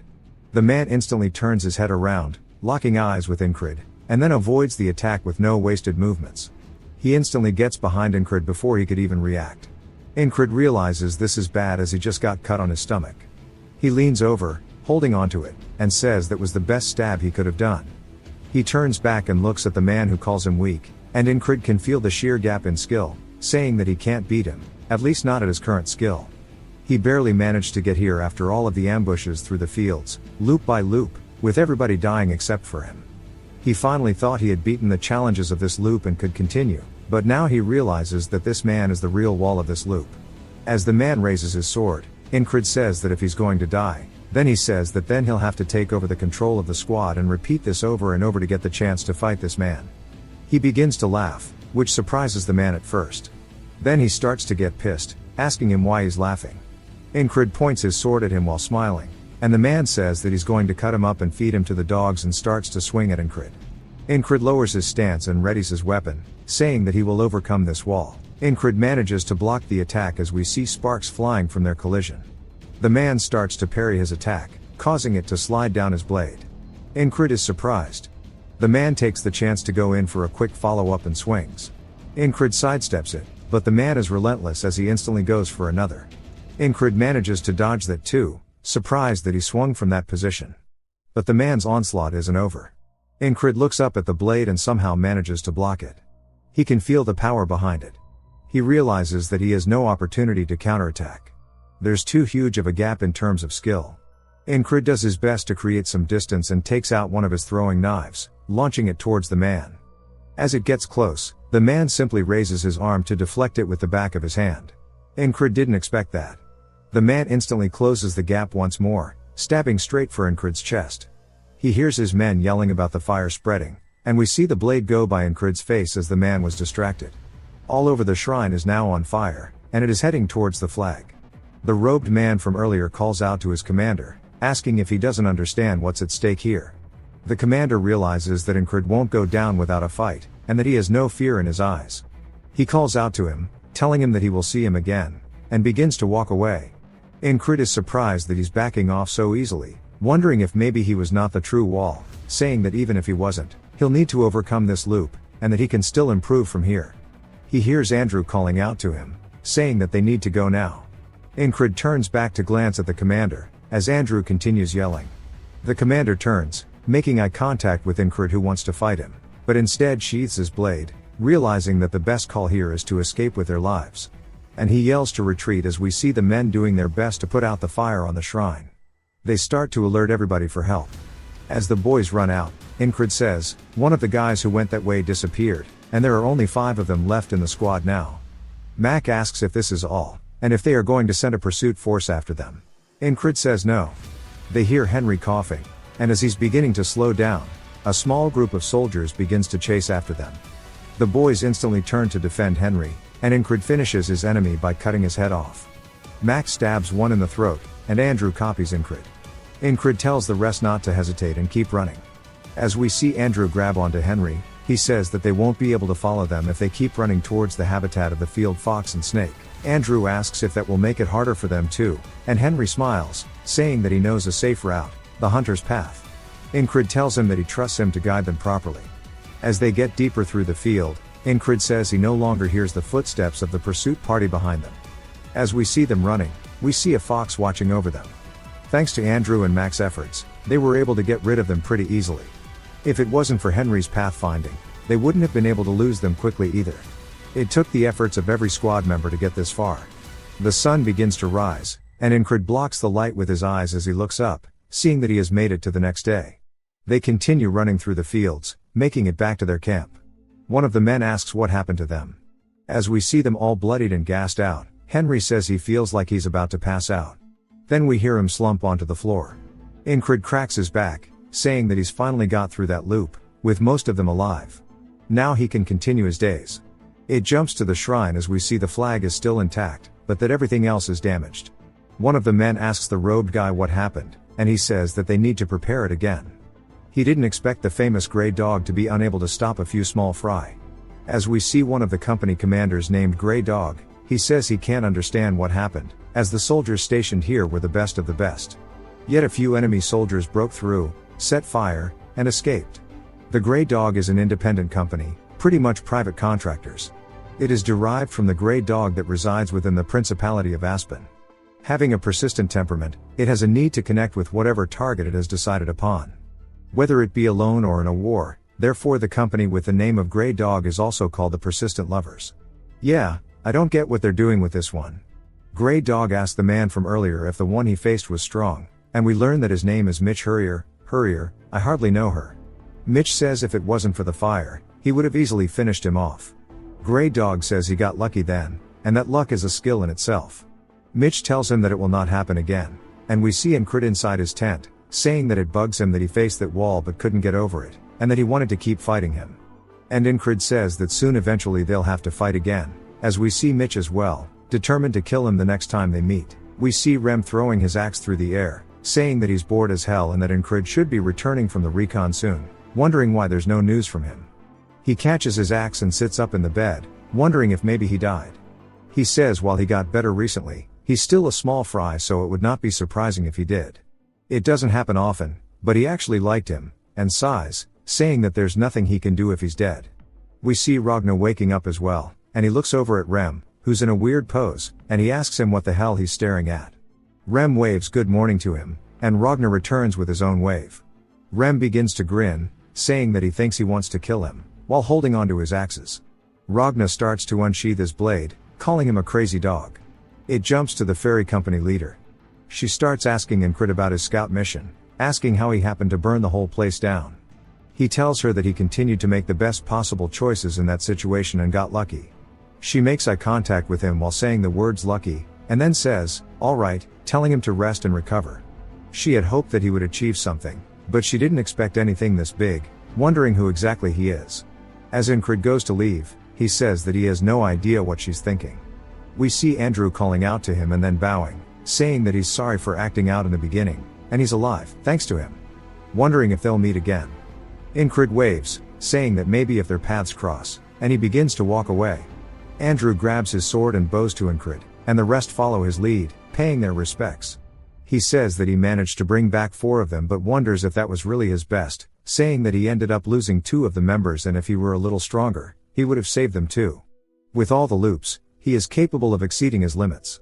Eventually, he'll be done with his desperate struggling and strive towards his true goal of becoming a knight. He'll use his loops as a stepping stone for just that purpose, and to prevent repeating the same day over and over, he needs to become much stronger. He hears his squad yelling that they're back at it again, and we see sparks flying as both Ragnar and Rem are trading blow for blow. Both of them are making very serious expressions compared to when they usually duel, and Incrid says he's never seen this before. He sparred with them countless times yet never seen them make this expression. One of the men says that they aren't even human, calling them animals, and Incrid says he guesses that they never needed to go all out against him. So he needs to get his priorities straight, and that he needs to have them make those same faces when he spars them. We see Ragnar blocking Rem's attack, and then he glances over, spotting Incrid. Rem tells him that he's got to report back to them if he's home, asking why he's hiding again. He starts yelling at the rest, saying if they're not going to fight him, then to run off. Ragnar comments on Incrid being injured, and he tells him that it's just a little scratch. Incrid goes to ask about their techniques, But Rem instantly tells him to just go wash up and rest. Ingrid decides to ask Ragna about it instead, asking the same thing, and Ragna asks if he's seriously asking this right now, and Ingrid asks if it's a bad time. Ragna turns his head, saying it's nothing, and Ingrid says it sounds like he has something to say but decides he'll tell him later if he wants to. We see everybody packing up the tents as the battalion commander began to move the entire group closer to the tall grass field. Ingrid's wounds healed significantly through the trip, and he constantly reflected on his untrained. We see the red-haired guy asking him if he's training, and saying that they're moving out tomorrow, asking why he doesn't rest. He tells him that he'll just be going out for a little bit. Rem clicks his tongue, saying that if he keeps doing this, he's going to die soon and he needs to rest. The next morning, Ragna wakes up to the sound of somebody swinging their sword and sees Ingrid's bed is already made and that he must be training. He starts stretching and grabs his sword, saying that he is good with his sword and getting stronger wasn't difficult, and he had a chance to become a knight. But we see him saying that it was boring and that there's nothing he wanted to do as a knight, asking why he would spend his time and energy on it. That he couldn't find meaning, so he lost his purpose, and that's why he's here in this squad. He begins to watch Ingrid swing his sword. We hear Ingrid grunting in pain as he swings and falls to his knees as we see that he still hasn't fully recovered from his fight. Ragna comments on how his fundamentals are all wrong, and that you need to learn them properly when you start. With all the shortcuts to make up for his shitty fundamentals, it'll be impossible for him to get stronger. But Ingrid grabs his sword, and we see his eyes are full of determination, and Ragna wonders why he's putting his body through so much pain, trying so hard. He decides to ask him the same question, and Ingrid tells him it's because he wants to get stronger. Ragna asks what he'll do when he does, and Ingrid tells him that he'll become a knight. Ragna tells him that a knight is just somebody who fights well, asking if it has that much meaning to him. Ingrid says that the knight he aspires to be is someone who decides for himself what is right, and raises his sword for honor, for the sick and the poor, and to protect those he loves. Ragna is surprised that he's doing it for honor and merit, and says that strength is just a tool, since a knight is just a sword, and starts to think about what he wants to do. He walks forward, saying that he won't know until he figures it out, and he calls out to Ingrid, asking him if he would like to learn the sword. Ingrid says of course. And then Ragna stares at him blankly, and sighs, saying that he should not have said that, and he's already getting lazy. But still, based on how determined Ingrid looks, it might be interesting. He says that Rem already taught him the intestines of the beast or something, right? Ingrid corrects him, saying it's called the heart of the beast. Ragna says that he needs to get rid of anything that is not that or his stab. Ingrid asked about the Valen mercenary sword technique. And he says, especially that if he doesn't ditch that, even if he learns a new technique, he will revert to his old habits, and in that case, he might as well give up. And he tells him to choose, either ditch everything, and start fresh, or just be complacent. Ingrid instantly says that he'll start fresh, and Ragna, surprised by how fast he replied, asking him if he's sure about this. And Ingrid asked what he needs to do first. Ragna says that this guy really is not normal.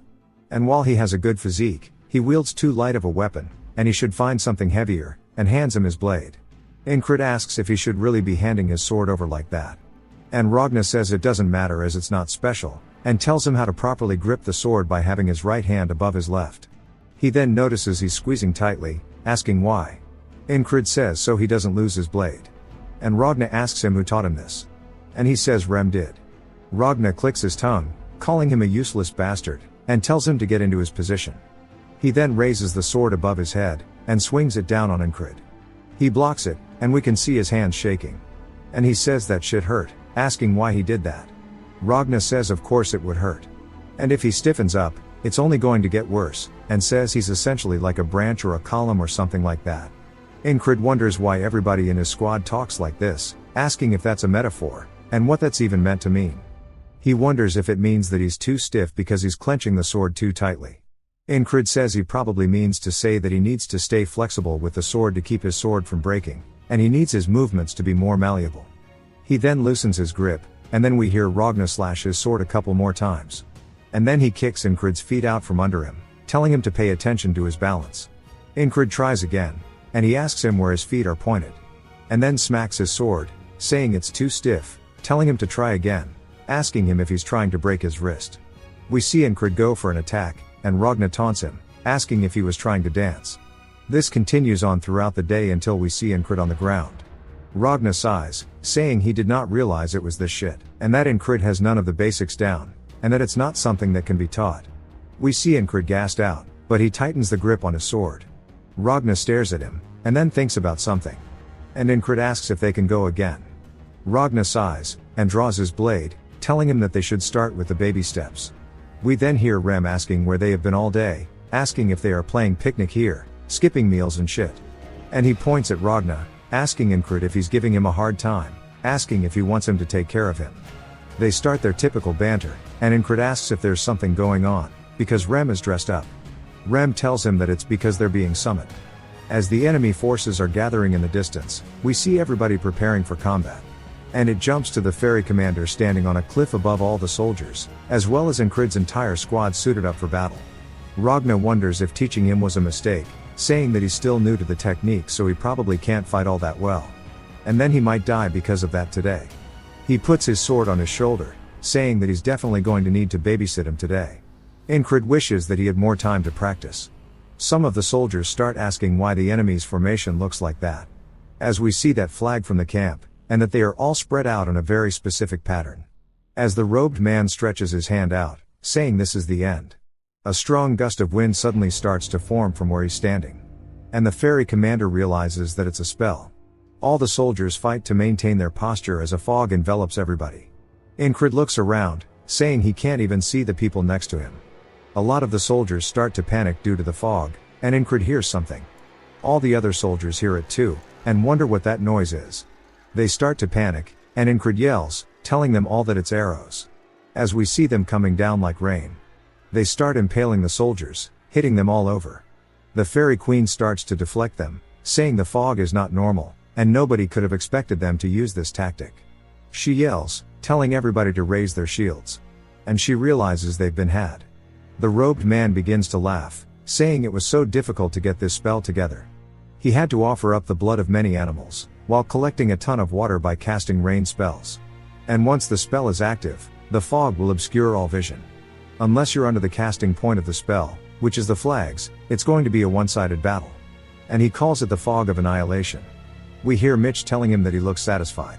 The man says of course, if it wasn't for that flag almost burning down, this would have been a cakewalk. And Mitch thinks about Incred, calling him an asshole, as we see him doing his best to endure the arrows. The second barrage of arrows starts to come in, and we see Incred evade one. He hears a voice behind him telling him to keep his head down, and he recognizes it as Ragna. Then we hear Rem say that this is a spell, and he's pissed.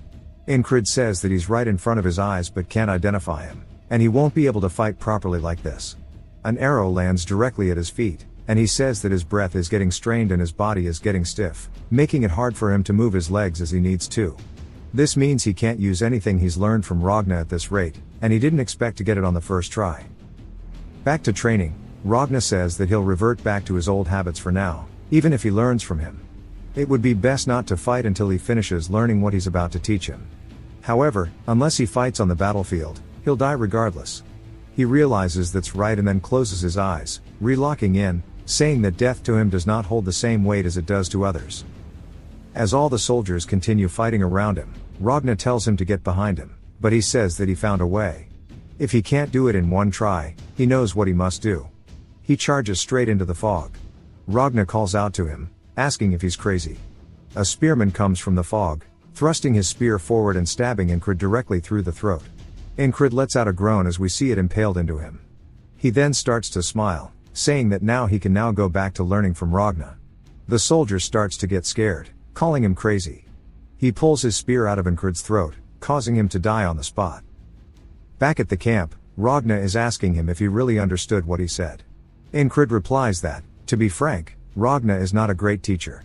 To a genius like him, it's also obvious that it's hard for him to put what's wrong into words. Ragna says maybe this is what they mean about understanding it but not being able to put it into practice. He just asks him to swing his sword downwards, asking if that's too hard. Incred says he's not making fun of him, he's genuinely confused and asks where his center of gravity should be.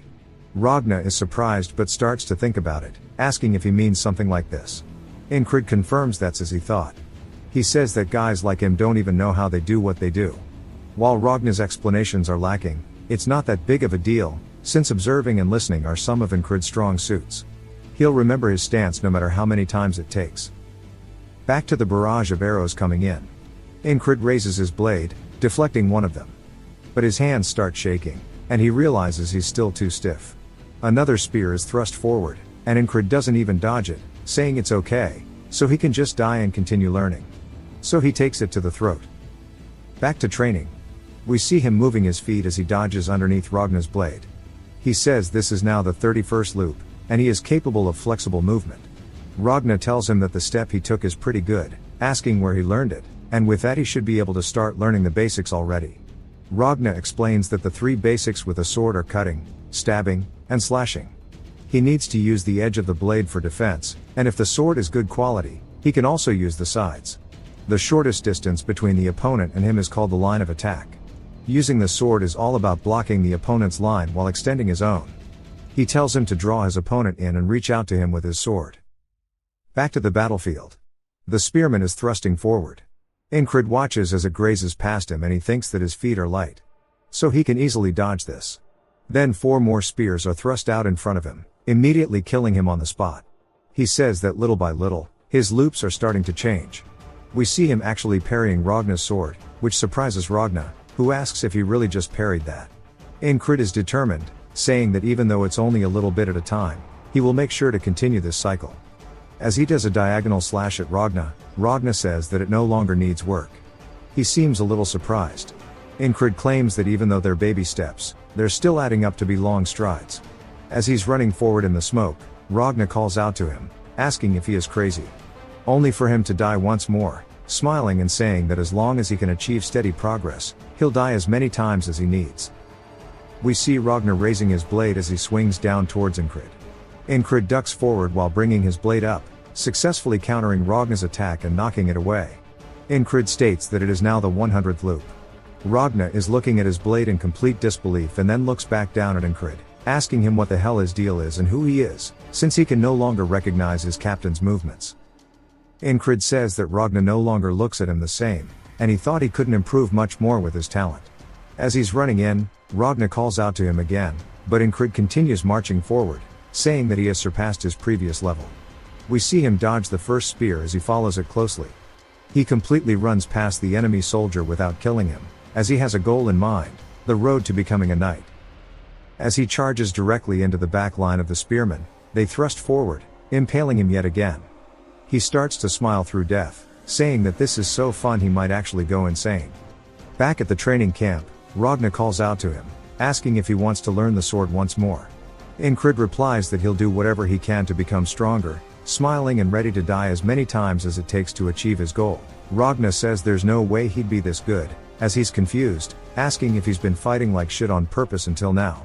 Incred says that's not it, but Ragna continues, saying that he's got all the basics down and it seems like he only needs experience if anything else right now. Back to the battlefield, as the arrows come in, Incred says that he has now been on this loop for 200 attempts. An arrow flies directly towards his head, and we see him firmly plant his heel into the ground as he leans forward, ducking underneath the arrow. Saying that he plans to see how far the techniques he has learned will take him today. The typical spearman thrusts forward, but he ducks under it, retaliating by swinging his blade forward, cutting the man's arms and head off. Incred says he knows where the enemies will pop out from beyond the fog. He pulls out one of his throwing knives, saying that he can get a few of them even if he can't see them, as he throws it forward, killing one of the enemy soldiers. As they begin to panic, we see one of them looking around in the fog, wondering what the hell is going on as he can't see anybody. He then immediately gets his leg lobbed off by Incred. Some of the crossbowmen start to panic, wondering what's going on. One of them raises his crossbow, getting ready to fire. Incred remembers Ragna telling him that he needs to look with his eyes and predict what will happen, and then move with his feet in accordance.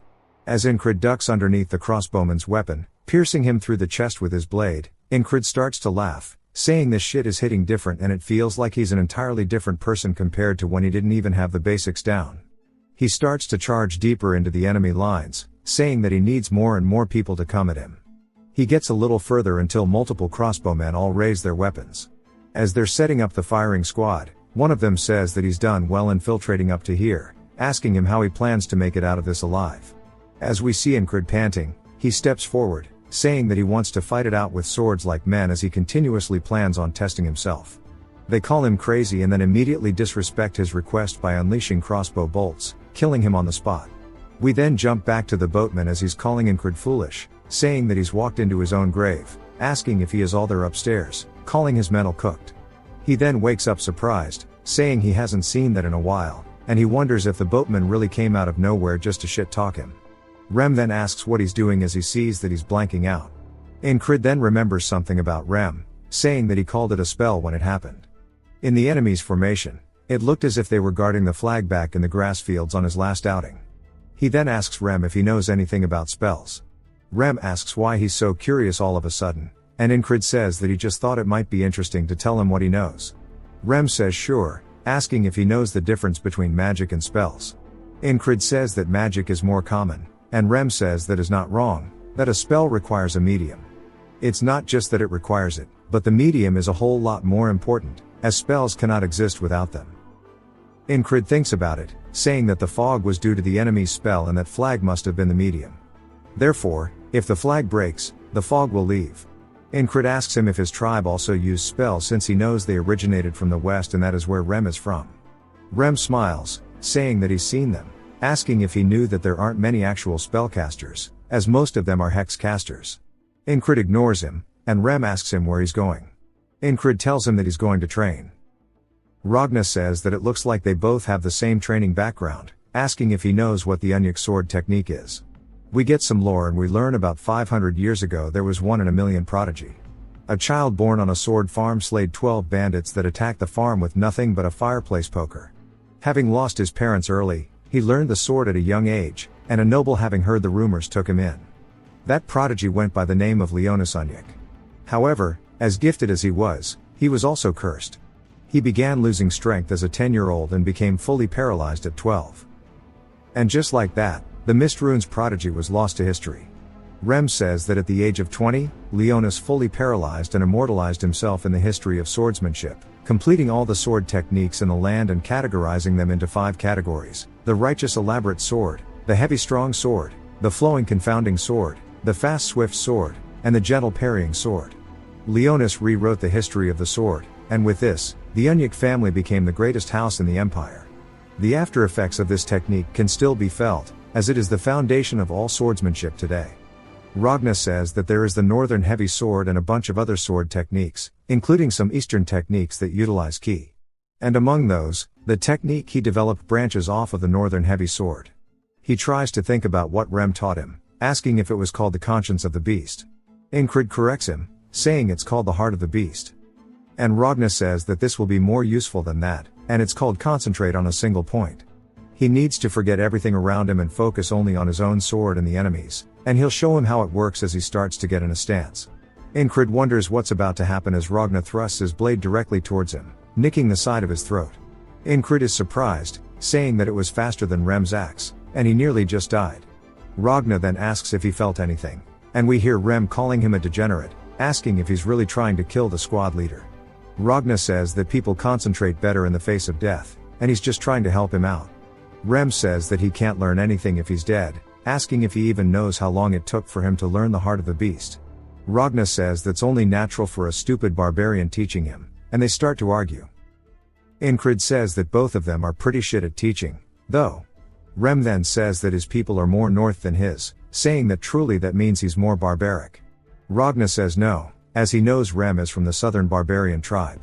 As they continue bantering, Ingrid tells them that's enough, and they should leave, as he is here for the departure order. Ragna then reminds Ingrid to remember how alert he was just now, saying that moments before death, if he succeeds with concentrating on a single point, everything around him will fade, and he will feel his sword do his bidding. Back at the battlefield, Ingrid says that it's similar to the heart of the beast yet completely different. The heart of the beast makes you numb in the face of death, but the other makes you more alert, and he needs to experience it in real life or he needs more experience with it. He looks up at the battlefield, seeing the flag. As the fog starts rolling in, Ingrid says that he'll add another objective on top of gaining experience, and that is for him to actually take out the flag. He starts to march forward, decapitating one of the soldiers, saying that it will be easy for him to get there with both Rem and Ragna. But he plans to do it on his own, as we see him taking down another soldier. He cleanses his blade of the blood, saying that he is hella excited to learn this new technique. Ingrid says that he died while unprepared too many times. Which is why concentrate on a single point is very useful. To survive the assassin, he trained his ears. To survive the battlefield, He learned the heart of the beast. But concentrating on a single point, he does not truly understand. Ragna thrusts his blade forward, directly towards him. It stops just shy of his face, asking if he understands. Saying if he succeeded, he should have felt the tip of the blade slow down or something. Incred shakes his head no, wondering if maybe the heart of the beast is interfering with it. But he doesn't think that's the case. Ragna tells him that he should feel everything else fade besides the opponent's sword. And he should be able to predict the sword's path, asking if he's felt anything similar. Incred says that he's starting to think that channeling his fear of death isn't the right move for this, asking him how he learned it. Ragna says he didn't have to learn, as it's something he could always do.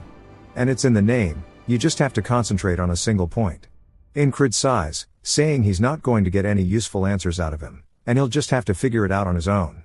But he shouldn't get impatient, as he'll keep practicing this on the side, as his first priority is knocking down one of the flags. He plans to minimize the damage to his allies and penetrate straight through the enemy lines. As the fog starts rolling in again, everybody panics, but Incred yells, telling them to get down. They immediately follow his command, and he tells them to raise their shields. As arrows start to fly in, we see their shields blocking the volleys as he takes charge. He's repeated this loop over 300 times. He knows where the attacks will come from, even if his eyes were closed. Even the enemy soldiers are confused by the fog, so he takes advantage of it, slipping past one, immediately stabbing him in the side of the head, and then following through with a swing, killing 2 more soldiers. The enemy starts to scream, saying that it's just one guy and they can take care of him. As they see the shadowy figures of their comrades getting bodied, another group gets close to Incred, and he rears his sword back, immediately getting rid of them, as he has one goal in mind, and that is the flag. One of the soldiers yells, telling everybody to get a hold of themselves, and they need to stop him. Incred smiles as he gets closer, as he's actually enjoying this. He swings down his sword as the enemy soldier blocks it in front of him, creating sparks. But Incred doesn't let this stop him, as he uses pure brute force swinging downward, breaking the sword in half. Then using the soldier's body, he slams him into the pole, breaking it. He says that it took him 10 loops to get to this flag. As we see it finally break, he says that that is all he wanted. But then he's surprised that the fog still hasn't left.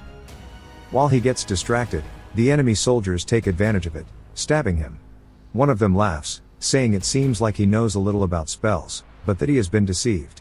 Incred now understands what's going on, saying that there must only be one real flag, and every other one is merely a decoy, and that he needs to find the real one among them. The loop restarts, as Ragna asks what he's doing, because Incred is charging straight in, all alone. He says he has a 1 in 5 chance of getting it on the next try. As he takes the lead, he yells, telling everybody to get down and raise their shields, but they can't hear him as he's too far, and they wonder what to do. Incred turns, watching the arrows fly over him, completely confused. As he raises his shield, he blocks the ones in front of him, but all of his soldiers start to get clapped, and he wonders why they didn't listen like they did last time, saying maybe it's the timing, or maybe he needs to give them time to catch their breaths. He breaks another flag, only for it to be a fake, as he gets his head cut off immediately after. Now with 4 left, we see him break another one, yet it was still, again, a fake, as the soldiers killed him once more. That took him 5 extra loops. The 4th flag took him 7 extra loops to get there, and even after he broke it, it was still the same fate. He only has 2 flags left, and he says that if he were to trust his gut on which one is real, there's only one clear winner here, as it would have to be the one that is the furthest away from the rest. We see right beside it is the robed man from the camp. Incred kneels, telling everybody to get down and raise their shields, and they actually listen this time. The arrows get blocked once more, and Incred tells Rem to follow him. Rem asks if he's out of his mind, as they start to charge into the arrows. Incred says even if it's far away, he can't get exhausted before he reaches the flag. As they charge into the spearmen, Incred doesn't even bother swinging since Rem is with him. He takes out the man by throwing his axe. Incred says the plan is to get Rem to draw their attention, and he'll slide past them. Rem picks up the soldier, asking him who cast the spell, but realizes the dude has his brains on the ground, so he throws him away, saying that he'll just have to hear it from the next guy. He continues killing the enemies. Incred says it's been over a year of him repeating this loop. He runs closer to the flag and readies his blade, saying now it'll be the end of the fog. And then as soon as he goes to swing, his sword gets stopped. As we hear a familiar voice asking if this is a dream. As it's none other than Mitch, who knocks his blade away from the flag. Mitch says that God has answered his prayers. As he says that he has really wanted to kill him with his own hands, and he's been waiting for this moment. Ingrid glares at him, but it's solely because he doesn't remember who the hell he is. Mitch is a bit taken aback and then starts to get angry, asking how the hell he forgot about him in only a few days. But Ingrid is confused, since for him it's been so long. Ingrid asks Mitch who he is. Mitch says that he'll remember as he readies his blade, charging forward, saying that maybe being stabbed will jog his memory. Ingrid watches as the blade comes close, so he turns his chest to the side to dodge it. He then pushes off the ground with his back foot, thrusting forward, trying to counter Mitch. Mitch quickly backpedals and wonders what's going on. As Ingrid has changed so much in just the last few days, he says that he's gotten incomparably better. He starts to get pissed that he tried to catch him with a single step. While he's lost in thought, Ingrid charges in, closing the gap. He swings down at Mitch, who blocks it, creating sparks from their blades. Ingrid says that he is loyal to the basics, using the righteous sword technique, and he's mixing in the flowing sword technique, which deflects attacks. Our boy is learning as he fights. Mitch begins to push him back, but Ingrid doesn't allow him as he knocks his sword backwards, saying he needs to focus all of his senses in front of him. Mitch raises his blade, thrusting forward.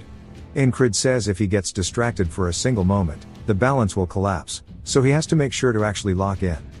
He needs to forget the flag, the outcome, and even sword techniques as everything else needs to fade around him, leaving only the swords behind. As they both swing towards one another, the tips of their swords clash. Mitch grits his teeth and pushes as hard as he can, knocking Ingrid's sword backwards. Ingrid is surprised, but before he can even retaliate, Mitch thrusts his sword directly through his chest, fatally injuring Ingrid. He starts to cough while impaled by Mitch's blade, and he looks up at Mitch, saying that he remembers him. He was the guy blocking the flagpole in the grass. Mitch introduces himself, saying he is the Aspen Principality's Greyhound Squad platoon commander. Ingrid introduces himself as well, saying that he is the Nalilia Kingdom Squad commander. Some of the soldiers ask Mitch if he is an enemy, and Mitch says yes, and his specialty is hiding. One of his men says that Ingrid sure is an odd guy, and when Mitch looks back down at him, he is confused, asking Ingrid what is wrong with him and why he is smiling. Ingrid says that Ragna is a crazy bastard, and it wasn't the concentration that comes from the fear of dying that was necessary. Rather, what he needed was a good rival. He needed an opponent that would put everything on the line to fight and encourage him. He wonders if maybe he was low-key just a freak, and he pulls his blade out of his chest, saying he ain't trying to match that. Back to Ragna explaining the concentrate on a single point again. Ingrid looks to the side, saying that he sees, and Ragna mistakes it as him not listening and maybe giving up. Rem approaches, saying that they've been called to head out. Ingrid tells Ragna it's time to go. Ragna then says he actually looks like he's more full of energy and he sure is a weird person today and that he should maybe go a little harder during warm-up. As the fog starts to roll in, Ingrid yells, telling everybody to get down and raise their shields. The volley of arrows then starts to fly in. And before Rem can say his usual line, Ingrid cuts him off, saying to follow him. Rem asks what he's doing, and Ragna says that he'll be coming as well. Rem starts barking at him, asking if maybe he took an arrow to the head, saying he's being weird. Ragna tells him if he doesn't want to have an arrow lodged into his head, he needs to look forward as the enemies are right in front of them, and we see Ingrid running in between the enemy lines. But the same can't be said for Ragna and Rem as they have to brute force their way forward. Ingrid says he really wanted to make sure that he could open the path in a similar way to before and meet Mitch once more, and they start to have their stare down. Ingrid then starts to give off some psycho energy, saying it's nice to see him, calling him his friend, saying they should fight. Mitch asks if he really came looking for him, and Ingrid asks if this is his first time receiving a confession, saying that he came because he fell in love at first sight. Mitch says that usually he is the one finding people, and this is the first time somebody else has come looking for him. Ingrid asks him if he's upset, and Mitch readies his blade, saying nonsense. Ingrid starts to explain that entering the state of concentration where he can only feel the sword once more is a lot harder than he thought as we see him get stabbed to the chest. Mitch says he didn't think he'd lose this easily, and he doesn't know why he made him believe that he could fight him. Ingrid now realizes that his attitude was wrong, and it can't be intentional as he needs to be absorbed into the fight naturally. As he's clashing blades once more with Mitch, he says that he'll just repeat the fight over and over until he can find that feeling. Finally, on the 18th loop, everything else but the sword starts to fade, and he can feel it again. In his 28th loop of fighting Mitch, he can intentionally enter the state of concentration. By the 48th loop of meeting Mitch, We see Ragna saying that he'll teach him the tricks as he readies his blade, thrusting forward at Incrid like usual, but Incrid this time is locked in as he's staring at the blade, solely focusing on it. As he gets closer and closer to his eye, everything else begins to fade, and right when the moment arises, he raises his blade, actually deflecting Ragna's attack, leaving Ragna speechless. Then he asks him if he just deflected his attack by concentrating on a single point, asking how. Incrid doesn't say it aloud but thinks that it's pure concentration that means completely controlling his body and sword. His power and technique have developed to the point where he cannot compare them to before he met Mitch. Ragna asks him where he's going as he starts to leave, then Incrid says it's time to meet the platoon commander. Incrid says it is finally time for him to overcome this loop once and for all. It jumps to the ferry commander asking what he wants. Incrid says that he remembers that he saw something about spells during his reconnaissance. She wonders what he means, and he continues, saying that the Aspen soldiers were calling a weird-looking man the spellcaster. She seems more interested, telling him to elaborate. He says that he told her everything that might be needed to win the battle, and it jumps straight back to the fog rolling in. Incrid commands his men yet again and begins to charge in, leaving Rem and Ragna behind him. He says that he just has to hope that his commander is competent because all he has to do is focus on what's in front of him as we see Mitch by the flag. He says that his goal is to overcome him. Mitch recognizes him, but Incrid then says his name, which surprises Mitch that he knows it. Incrid says that he wanted to fight it out with him from the very start and that today he plans on beating him as he charges straight in. He swings down at Mitch, who sidesteps it. He then rotates his hips, swinging his blade forward. Incrid reacts in time and turns his blade sideways, bracing it with his arm to block Mitch's attack. Mitch is actually surprised by how sturdy he is. Incrid then thrusts forward with his sword. Mitch narrowly blocks it, and he swings forward, knocking Incrid's sword back. They collide once more, creating sparks. Mitch then asks him if maybe he was hiding his skills, and Incrid says yes. Mitch then asks his name, and Incrid tells him. Then they begin trading blow for blow. Mitch tells him that he will remember the name, and Incrid says there is no need as he will remind him if he forgets. He then starts to lock in, focusing solely on Mitch's blade. He notices that Mitch's balance is shifting to his right foot as he is preparing to slash diagonally. Incrid sidesteps it, saying that he has learned this from all of the loops, and the experiences gained through repetition all culminate to allow him to see his movements. They both thrust directly towards each other's necks, barely grazing one another, as we see they both drew blood. Mitch then looks down to see Incrid actually following through with this swing, and he narrowly dodges by ducking underneath. He says that he really thought he would get him in a couple of moves, and he wonders why he is struggling against someone like this. He grits his teeth out of pure anger, saying that his righteous and flowing sword techniques are suited for parrying, so he needs to get a proper attack in. Now Mitch says that he will use his ultimate technique that he has learned to remedy that. He stomps forward and starts to swing his blade diagonally, saying that it is an attack that starts from the bottom and slashes in a huge arc. It is called the will cut. Incrid watches as Mitch prepares this heavy swing, and he starts to see the actual line. He says that he has died to this technique so many times because he couldn't see where and when it started. But now is not the case. As the blade starts to come up, he smiles, saying that he is so glad he gets to see it again. As they collide swords, Incrid actually manages to parry the will cut. Mitch's heart sinks, asking how the hell he saw it and parried it. We learn more about Mitch's family. It is one of the three main houses that reign over the Aspen Kingdom. House Hurrier represented the brute force of the kingdom and recruited any and all people who showed talent in the sword. He was also recruited from a regional house to that end. After adopting the name Hurrier, he proved himself with his skills and fought 2 adult knights at the age of 15. He won against a champion swordsman of a town at 18 and was strong enough to become the champion of an entire city at 22. He became one of the 3 best fighters in the Greyhounds through his skill alone. There were only a few that matched up to his talents. As we see him watching people train, he wonders why they put so much effort into it. Asking why it's so necessary to swing a sword until your hand bleeds, as it only takes a few swings for him to understand things. He was satisfied with the present, and he was emboldened by his skill, which was a mistake on his part from being complacent. Incrid starts to capitalize on the fact that Mitch lost balance and quickly stabs forward, piercing Mitch's shoulder, completely dominating the fight now. Mitch tries to find some way out of it, but Incrid quickly pulls the blade out, readying himself once more. Mitch then starts to lean over and spits up blood. Incrid starts to slowly walk towards him, and Mitch realizes that he underestimated him and thought that his attack would definitely get him. He says that Incrid isn't as good as him in strength or technique, and Incred says he's right. But in the end, he still beat his ass. Mitch starts to grit his teeth and realizes that he is right. Incred readies his blade to execute him, telling him that this was fun. Mitch says that if only he tried harder instead of being arrogant and relying solely on his skills. But he hears somebody yelling to protect Mitch. Then he watches as Incred's blade comes in to finish the fight, but someone blocks the attack, as we see it's none other than the Grey Dog, and Incred distances himself. Mitch's men then start to tend to his wound, asking if he is okay, and the Grey Dog tells them to take Mitch somewhere safe. He says he didn't expect one man to cause this mess, and he raises his blade, telling Incred he won't let him have a peaceful death. Incred says that he can't forget that he is surrounded by enemies here as they are in front of him and behind him, ready with crossbows. He says breaking the flag and securing his exit is his goal, aka the wall he must overcome to get out of this loop.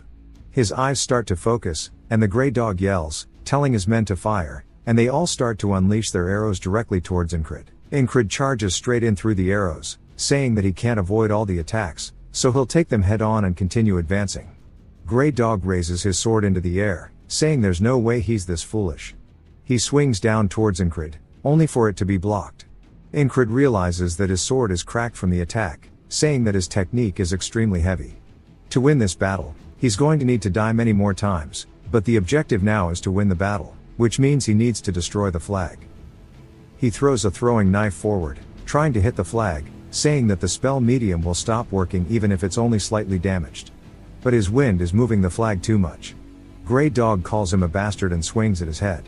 Incred ducks underneath, throwing another dagger and saying that he needs to aim for the connection between the flag and the flagpole. He does exactly that, breaking the top portion of the flag entirely off of the pole. The fog rolls in even thicker than before, and the ferry commander says that she informed the command that there would be a spell and asked for resources to combat it, but they haven't done anything, and the kingdom is hella rotten. They sent a potato of a dude to command the front lines, and at this rate, they're going to be wiped out. She then notices something as she looks to her side. The fog starts to actually disappear. The soldiers are confused, asking what happened to the flag. While they're distracted, the ferry commander immediately stabs one of them in the back, saying that with the fog gone, the enemies have been completely taken by surprise, and now is the chance to change the tide of the battlefield. Now they have the confidence, and they start charging forward. She says that things are more favorable now that the fog is gone, but she wonders who destroyed the spell. She wonders if maybe it was Incred, as we see a couple of arrows lodged into him. He says he messed up. After destroying the flag, he thought he'd run into either Ragna or Rem if he ran straight towards friendly lines, but instead, there are only enemies, and he wonders where the hell they are. Back to Rem, he's holding onto an enemy soldier while barking at the rest, telling them to bring him to the spellcaster or else he will kill them all. Ragna is more lost, as this dude is back at the allied camp, and they all stare at him like he is actually disabled. Ragna sits there for a second, as his brain processes it since it's a bit smooth. He recognizes that they aren't the enemy, and they ask what the hell is wrong with him and if he wants to be executed. Back to Incred, the enemy soldiers call him a rat, asking why he's still trying to survive even in this state. One of them gets close, telling him to just give up as he raises his sword above his head. Before he can swing it down, we see a puma attack from the side, biting the man. Incred immediately recognizes it as the one he met in the tall grass fields, and he makes eye contact with it. The enemy soldiers wonder why a beast is helping him and ready their crossbows.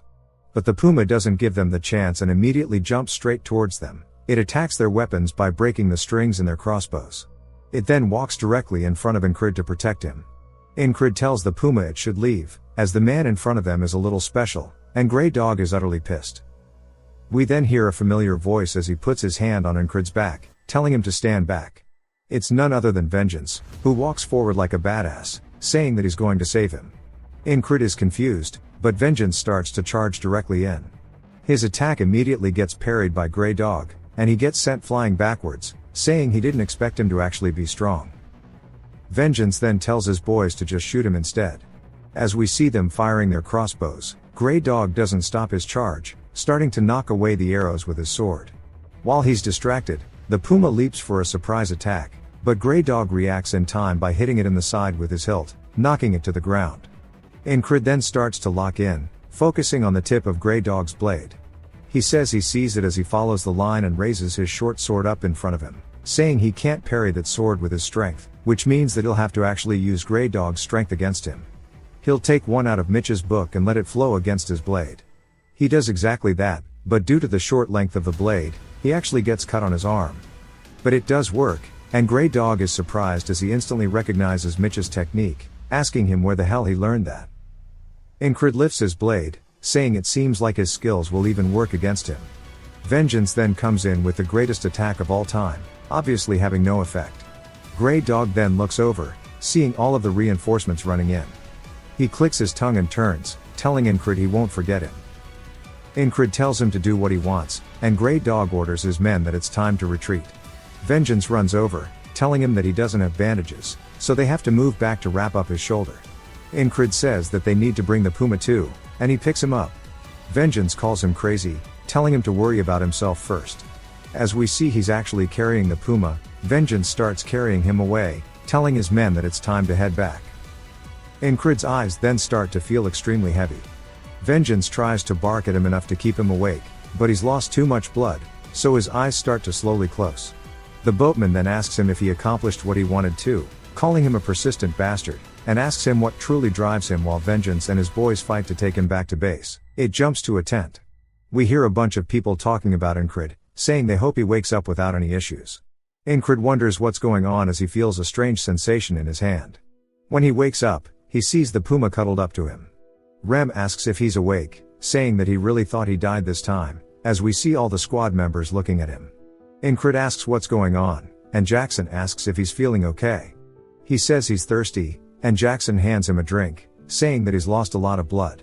They tell him that, thankfully the medics said there won't be any lasting effects and that the goddess of luck must be on his side.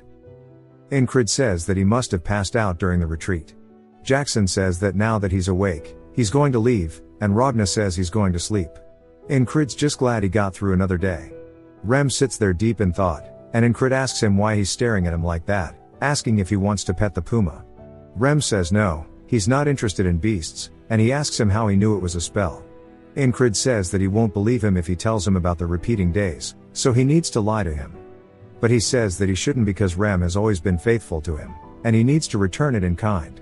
He says that he was friends with someone like him, a settler, and he suspected that based on what he heard from him. In Incred's mind, he says that's a perfect lie, as he did hear it from a settler, which was Rem. Rem sighs, saying it's fine if he doesn't want to tell him.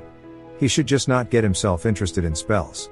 Incred says he really is really smart despite how he looks, and he asks him what he was doing during the battle. Rem says that he was going to see the asshole who set up the flag, but he didn't like his face, so he sent his head flying. Incred says he was wondering what happened with the spellcaster since he never saw him. Krace tries to hand the puma some food in return for touching its paws, but the puma hisses. Incred says it might rip him to shreds, and Krace says it's worth 10,000 krona. And explains that because of its blue eyes, it's actually called a lake panther, and they're supposed to hold the energy of the lake inside them. Each of its claws is worth over 10,000 krona, and they keep growing new ones. Incred says that a single bronze coin is worth 1 krona, so 10,000 must be worth a gold coin, which is way more than his pay. After he collapsed, they dominated the battle easily since the flag was gone, but the battle itself wasn't conclusive, and since then they haven't gone marching or ventured out. He wonders if he would succeed in the parry that he did last time if he tried doing it again, but he's not sure. Jackson tells him that he's not going to heal if he keeps moving, and Incred says he's not overdoing it, this much is enough. Ragna tells him that the most he can do right now is stretch and continue resting. Rem asks if he's trying to spread his laziness to him, telling him to stop loitering in the walkway. Ragna goes to find his sword, and Rem asks if he's trying to fight, but Incred says he has a question regarding the sword, saying that he used a technique that he never practiced before. He asks if it's normal. Rem says that it's nothing special, and using the heart of the beast, he can actually see what the enemy is doing, so he would have been able to see how they swing the sword and how they use their strength. Ragna tells him that it should be easier since he learned the basics and should succeed with concentrating on a single point, so he definitely would have seen more. But he still must have gotten pretty lucky. Incred accepts the answer, saying that the day that just passed was not just one day for him, rather, it was hundreds of days of struggle. He got stronger through sheer hard work, not just through memorizing patterns. No matter how pathetic his talent is, he can continue growing. He tells both Rem and Ragna that he wants to duel. Rem says that they call him a madman, but he's clearly more psycho, and Ragna says that it's rare for him to agree with this idiot, but asks what he hopes to achieve in that condition. Ragna says that with his body in that state, duels are off the table.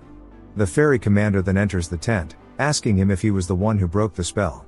He says that he thought Command would start asking questions soon, but he wonders why she is here herself. He tells her that it was him who did it, and he saw it while on patrol. He knew a little about it beforehand. She says there were 5 decoys, asking how he found the real one, and he tells her that he just guessed. She seems suspicious but heads out, and he asks if that's really all she came for. She says that she also came to see his face, and she truly believes that fate has brought the two of them together. As she leaves, he wonders what she is talking about with fate. Rem starts to laugh, asking if there's something going on between them, and Ragna says he realizes now that he was skilled with women. Ingrid tells him to shut up. Craze says that he knew he was suited to start a host bar with him, and he'll make the terms favorable for him. Ingrid just wonders why she's like that himself. Craze then tells him that he has some good news, as a squire from the Night Order is here. Ingrid is told that it is the Scarlet Cloak Night Order. The battalion he is with is called the Cyprus Division, which was named after a knight, and Cyprus is part of the Scarlet Cloak Night Order. Knights are especially skilled, which is true even across the entire continent. That's why a Night Order has many more people besides knights, squires, servants, and students of knights. Once a squire is approved by their knight, they become a proto-knight, and far above them exist knights who have surpassed humanity. Squires rarely fight in battles without their knight, so this squire is probably about to become a proto-knight. They then get yelled at, telling them it's time to go to battle. They say maybe they were all waiting for the squire, but it's time to head out, and they tell Ingrid to rest well. But Ingrid's eyes look determined, and Rem can sense that, saying that he can tell that he wants to come with them, but he guesses it can't be helped. Ingrid really wants to see the ideal that he has kept as a dream this entire time, on the battlefield. We see everybody forming up, and Ingrid says that he's about to witness a small piece of that dream. As he and the boys make it, his eyes are fixated on something as he sees a man slowly walking towards the enemy army all by himself. His cape flowing in the wind, he marches forward as the enemies draw their bows, beginning to grow uneasy as the air gets more tense with each step. As he gets closer and closer, the enemies yell fire, and the arrows begin to be unleashed one by one. The man looks up at them, and slowly the sky begins to get blotted out with a sea of arrows. They start to fall directly towards the man. He finally stops walking and kneels down to the ground while holding onto his blade. His legs begin to give off a strange aura, and Ragna says that he used determination on his legs, as we see the wind channeling upwards from him. He quickly bursts off the ground, completely redirecting all the arrows above him as he charges directly into the enemy line. Ingrid is completely speechless as the man stops just shy of the enemy front line. In one quick breath, he unsheathes his blade, slaughtering them and sending half of their corpses flying through the air with just that one strike, and Ingrid now realizes how big the gap truly is. The enemy soldiers start to wonder if they are dreaming. The man kneels down once more and quickly dashes forward, swinging to his left, sending a whole group of them flying, and then immediately dashing forward again and swinging to his right, carving out the enemy front lines. From the enemy's point of view, they are just getting sent flying through the air as one man renders their army useless, akin to a natural disaster. The commander yells, telling them to stop him, calling them all idiots, only for him to get ahead of himself as the man quickly leaps up, decapitating him on the spot. He then lands directly on top of the horse, and Ingrid's eyes are filled with nothing but admiration.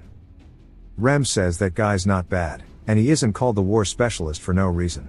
Ragna starts to think about how it would be a good fight, but Jackson says the enemy had at least 5 opportunities to stop him, and the enemy commander is an idiot. Odan prays for those who died, and Craze says it's going to be over without them needing to do anything. Ingrid starts to think about what kind of sword technique he used, asking if maybe it's the righteous sword, but immediately correcting himself, saying it has elements of the heavy and the swift sword. He explains how the righteous sword is just an intricate technique that lures the opponent into your moves. The heavy sword utilizes strength to cut through everything and dominate the opponent. The confounding sword tricks the opponent, ambushing them, and the swift sword overwhelms the enemy with speed. The flowing sword is a gentle technique that parries the enemy's attacks and retaliates. Ingrid says that even though the heavy and swift swords are at opposite ends of the spectrum, he can see both of them in this man. Then he realizes something, saying that they might actually be different in character. But all of these techniques started from one single source, and if one understands the commonality between all 5 and wields the sword like a living object, then maybe that is the secret to having any form of moderate success. He starts to have some form of enlightenment as his eyes start to close slowly. The main army starts to charge in towards the enemies, and both Rem and Ragna look at Incrid and realize. Rem smiles and says that the squad leader is about to overcome something, so they shouldn't let anybody disturb him, and they all start to form a wall around him. While Incrid is lost in his mind, he says nothing changes despite his understanding, as understanding is nothing. He starts to look up, while in this limbo-like state, he only sees the wall he must overcome, and he says that it exists to show him how much further he has to claw his way up. As the main forces run by him, in his mind, he is still juggling with trying to truly understand the thought that he is having. He is climbing over the wall, saying that he will make sure he sees it all the way to the top. The armies now begin to battle, and Incrid starts to see a light on top of the wall. The troops finally start to push the enemies back. As Incrid continues crawling up more and more, the allied troops raise their hands into the air, cheering for victory. Incrid opens his eyes, saying that the war is finally coming to an end, and the following winter and spring are going to be very busy.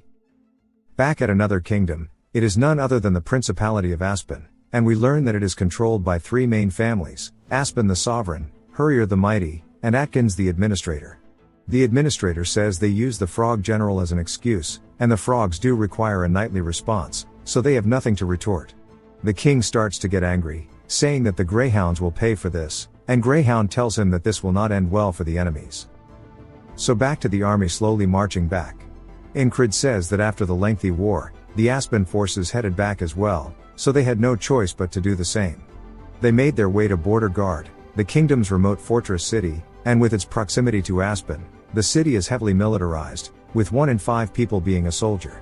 The city commander starts yelling, telling everybody that he highly praises the heroes of their empire, specifically the Nalilia heroes who have led them to victory in the war. He calls forth Incrid, saying that for destroying the spells of Aspen, he plans to reward him. Everybody watches him step up onto the stage, asking how some useless squad leader like that really broke the spell, saying that he's actually weak and must just be taking credit for what his squad did. As they keep talking to him, Mac then steps forward, telling them to shut up, as Andrew says that he isn't someone they should be talking down to. Everybody who has been a part of his journey so far smiles watching him receive his reward, saying that he is much more than they'll ever know. As Incrid accepts the reward, he looks down at it, wondering what to do with his money. Craze asks if he wants some recommendations, and Incrid says yes. He wants to go to a good store, specifically, he wants to go to the best blacksmith in the city. As they head there, the dude starts yapping at him, saying there's no way he's going to use all that money to buy a sword, saying that the regular sword isn't bad, and there are also so many swords lying around on the battlefield. Incrid says to become a knight, he needs to prove his strength as well as his skill. As he starts to unsheath his blade, he looks down at it, telling Craze that he is going to take the soldier promotion exam, as his time as a lowly foot soldier is now over. Craze says that he thought he wasn't interested in promotions, and Incrid says that he can't stay at the bottom forever. He guesses it's time to get things set up then. There is a soldier ranking system to increase morale. Those stronger than the existing scale are designated as special, and you're treated according to your rank. To be promoted to a rank, you have to duel 3 soldiers in the rank you're aiming for and win. For the soldiers there to witness it, it is a fun sport involving bets. As we see, Craze is hustling everybody. He asks who wants to bet on Incrid. His opponent walks up, asking why somebody at the lowest rank is going for medium straight away, saying an award shouldn't warrant stupidity, but it must have been his squad who earned it, so that is getting to his head. Incrid says that he must be the first one, and he's skilled even among the medium ranks, hailing from a famous mercenary group. Back to the hustler. Only one person has voted in favor of Incrid, asking which idiot did that. The hustler says that you can't know the results until you see it. Incrid says he only got stronger by dying over and over up until now, but there's no risk of death in this fight, so this is his one and only chance. He needs to look ahead, not let his guard down. While his skills may be pathetic, he will show that hard work is not a foreign concept to him, and most of the guys here he never would have stood a chance against before. But now won't be the case, as he forces himself to focus and fight like his life is on the line. His opponent screams, running in, saying here he comes, and Incrid says that he needs to try to pull off the parry he learned from the last battle, and he can use that to create an opening. He swings his blade, knocking the sword out of his opponent's hand immediately. As it starts to fly away, Incrid notices the guy's fingers are bent in weird directions. The guy starts screaming about how his shit is cooked, and while he's distracted, Incrid charges forward, hitting him in the face with the hilt of his sword. The guy falls to the floor, bleeding out of the mouth, and Incred wonders why the hell this guy is so weak. Everybody starts to go crazy, saying there's no way that loser just won, and they ask Craze if he was the one who bet on him, saying that surely he knew how strong he was. Of course, he didn't, as even he can't believe how strong he was, saying he just didn't want his bet to be empty.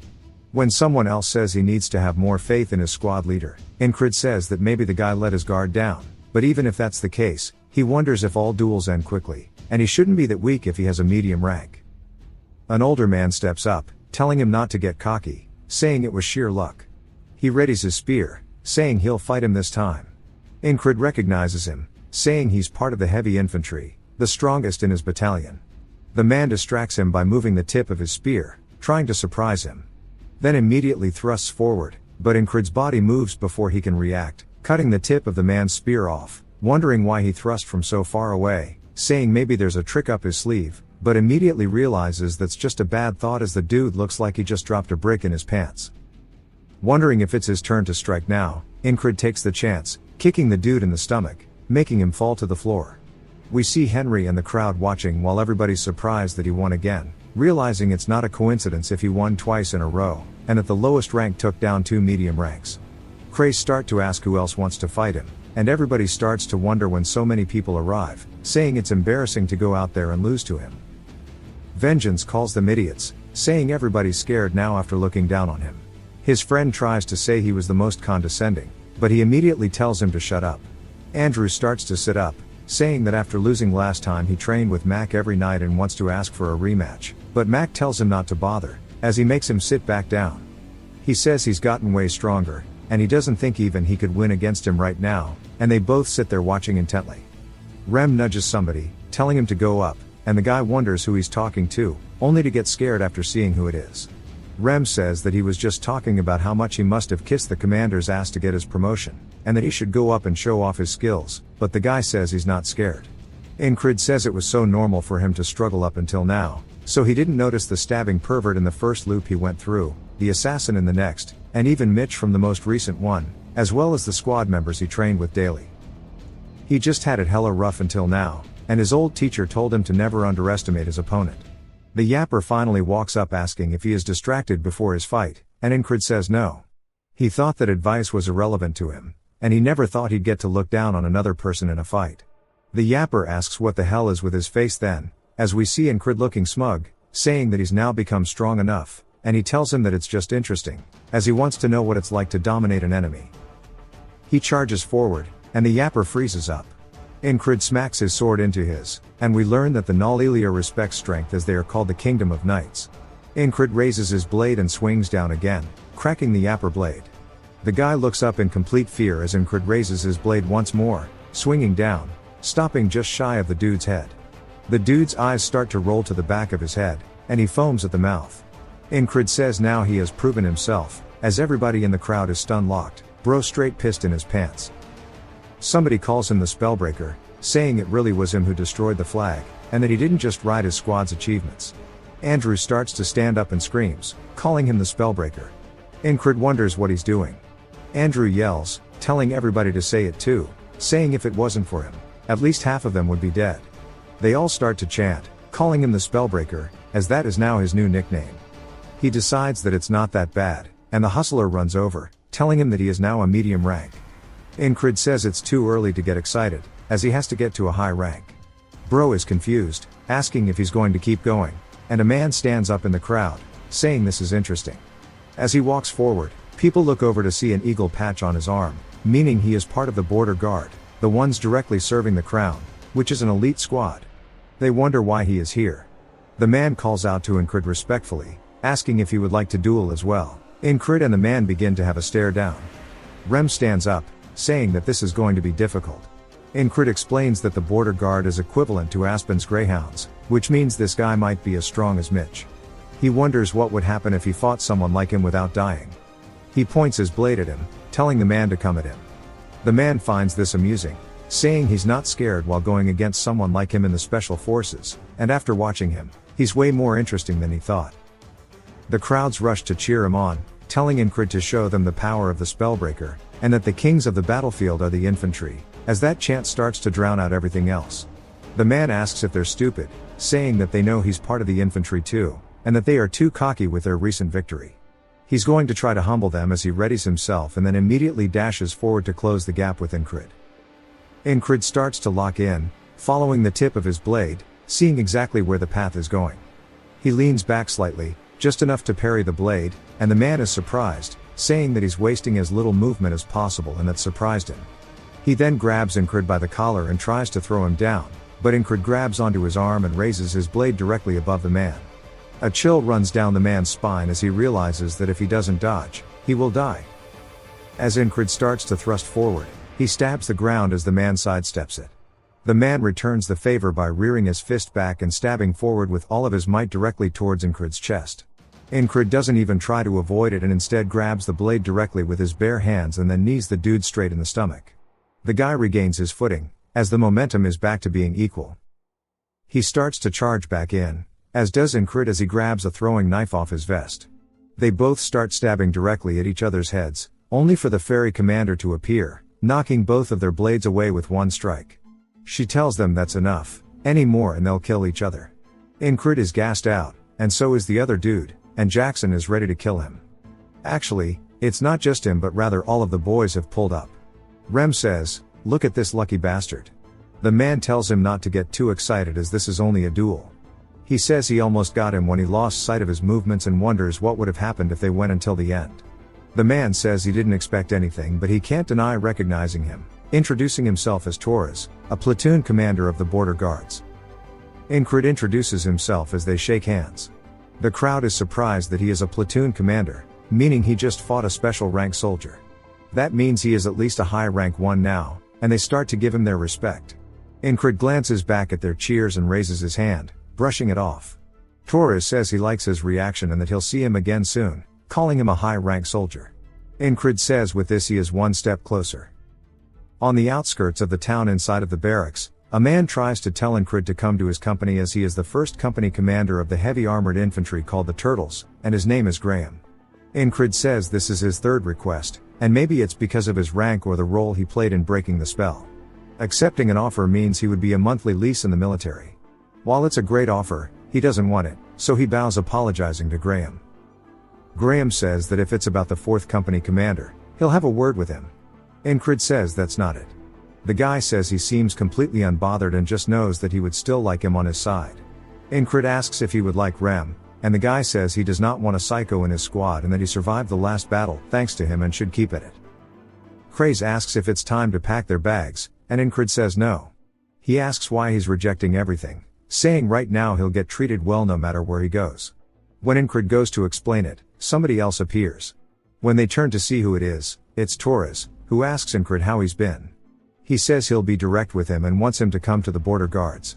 Incrid says that the border guards are directly under the Crown's command, and it's a better offer than the one from the Turtles. Rem says that this is something Incrid could have only dreamed of before, and even if he rejects the other offers, he'd be stupid to reject this one. Torres says he realized that as soon as they exchanged blows, that he wants a harder fight, and if he comes to him, he'll bestow him with hellish training and insane challenges.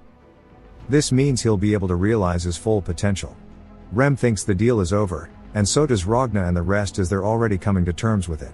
Incrid waits for a second and then says if he's talking about endless hellish training, there's no place like where he is currently and that what he wants is not to reach his full potential but rather fully overcome it. Sometime later, Rem is shivering in bed, saying it's so cold and he wishes he could fight it with his axe. He asks Incrid where he's going, telling him to get him some hot stones. Incrid says that with the battle over, he's completely useless. Odan says it'll get warmer if he moves and he should come outside for some training. Rem barks at him, saying he's gonna kill him. Odan asks Incrid if he wants to train with him, saying it'll thaw his frozen muscles. Incrid says he needs to go on duty right now and he'll do it once he's back. Then Rem reminds him to buy hot stones. As Incrid leaves, he says winter hit real quick.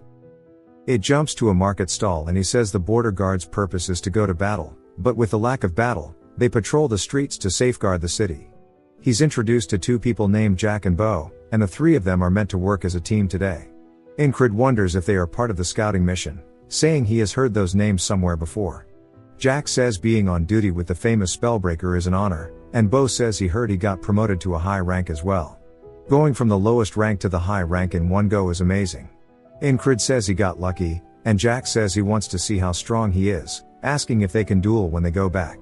Ingrid says he's always welcome to duels, and Jack says that's a promise. Later on, while they are patrolling, Jack and Bo start to get closer to him, wondering why they have to do this in such cold weather. Ingrid wonders why they are so close, saying he's not big enough to block the wind. As they pass by a market stall, a robed figure begins to approach them. Ingrid notices something as the person begins to trip. He goes to help the kid, but they immediately pull out a dagger, and before he can even react, it's plunged directly into his chest. He begins to spit up blood, wondering what's going on, and Jack and Bo quickly cover it up by saying that he was drinking so early in the morning and they are hiding him from the crowd, meaning they are all working together. The robed man asks if he's surprised, saying that a greyhound never forgets its target. Ingrid says that this half-fairy assassin must have been sent because he broke the spell. The assassin pulls the knife out of Ingrid's chest, causing him to drop to his knees as Jack and Bo leave him. Jack says the mission is successful and they should head back. One of them is named Rotten, as we see him up in a guard tower nodding for confirmation. Ingrid says he remembers them now. They were the wounded soldiers from the recon mission according to Craze, and they found an excuse to make contact with Aspen. As he falls to the ground, he says it's a 4v1 and this is going to be rough. A woman spots him on the street and her face turns pale as she screams as his blood begins to pool out. Ingrid says this will be interesting. His eyes open wide awake, and he tells them good morning. Rem asks what's wrong with him, and Ingrid says nothing, he just wants to start today with some energy. Rem again tells him to get some hot stones. As Ingrid approaches Odon, who is pouring water on his head in the ice, it immediately steams off. Odon asks what he can do for his squad leader. Ingrid says he mentioned a method about heating up his body. Odon says it's called bare body training, and it's essential to keep your strength in this cold weather as it will prepare you for any situation. Ingrid tells him to teach him. He saw the dagger being pulled out, but he could not react because his body wasn't prepared, he was frozen solid. Odon instructs him to get into a stretching position and says he should have noticed that as soon as he saw Jack and Bo stick close to him and he'll take those two down first. After he can't take them down too early, the assassin will flee. Odon says his muscles will be sad if he can't even hold this. Ingrid tells him they're already screaming. He gets introduced to Jack and Bo once more and tells them it's nice to meet them. They ask him if he's cold seeing him without his cloak, and he says he was just training. They start to get close to him again, and Ingrid shows that his body isn't in its prime, thanks to Odon. Right about now should be when the assassin makes his appearance as he spots him in the crowd, and on cue he makes his appearance from a bit ahead. Ingrid immediately raises his hands, swinging backwards, hitting Jack in the face, but Bo manages to dodge under it. Bo asks if he somehow noticed and draws for his blade. Ingrid sees the assassin, saying he's either going to charge in and attack or run away. He draws his blades and needs to take care of these two quickly. The assassin throws something at him, which makes a screeching sound. Ingrid wonders what the sound is, but it's too late as the throwing knife has already pierced his chest. He looks down in confusion as it was so fast he didn't even see it. Not only that, but because of how far they were in through the crowd, it means this dude is deadly accurate. The guy tells him once more that a greyhound never forgets its target. Ingrid says it pierced his heart by the time he noticed it flying through the air, and that is a dagger faster than sound. The same woman from before screams that a person just died here. Ingrid says he needs to face melee and ranged assailants at once. He begins to smile, then faces death, asking how he should prepare. Ingrid says that the half-fairy stabs when he's close and throws a dagger when he's far. This isn't hard to understand as this wall is relatively simple. He continues his stretching. Ingrid says death. Odon asks if he's threatening him as he sits atop his back, but Ingrid says no, he genuinely thinks he's going to die. Ragna asks if he's doing torture training or something, and Rem laughs, asking if it's that hard. Ingrid tells him to get over here, saying he'll show him how to do it. Jackson enters, saying it's his turn on duty. He sees them all stretching and struggling except Odon, who laughs, saying this is his territory so they should step out of it. Jackson looks confused, and Ingrid asks what's wrong with his face, saying they're only training. Ingrid starts drawing in the dirt, saying he needs to somehow block the dagger he'll throw. He says the accuracy and speed aren't like other daggers, and it's shaped oddly too. Jackson then asks him if that's a whistle dagger.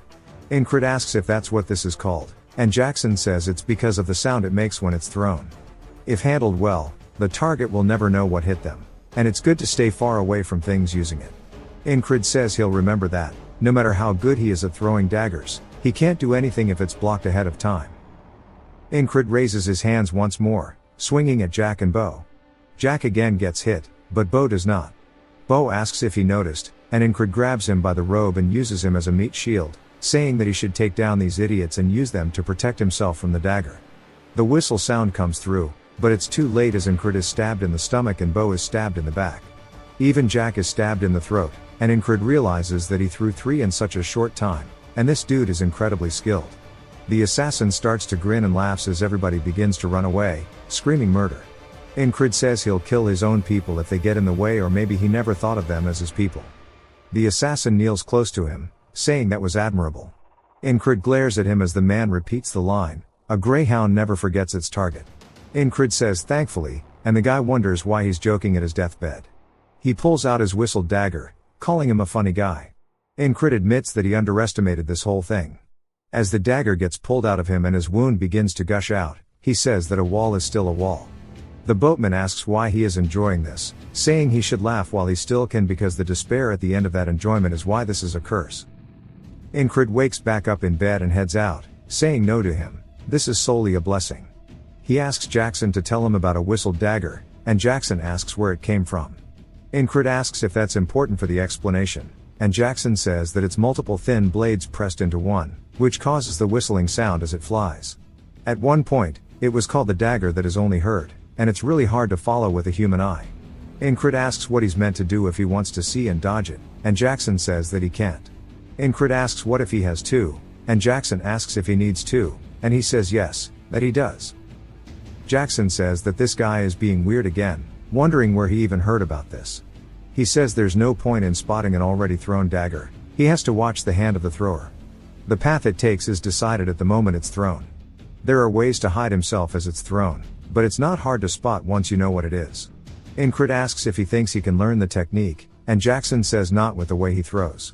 Incrid says he's continuously catching strays, and Jackson asks if he wants him to teach him how to throw daggers.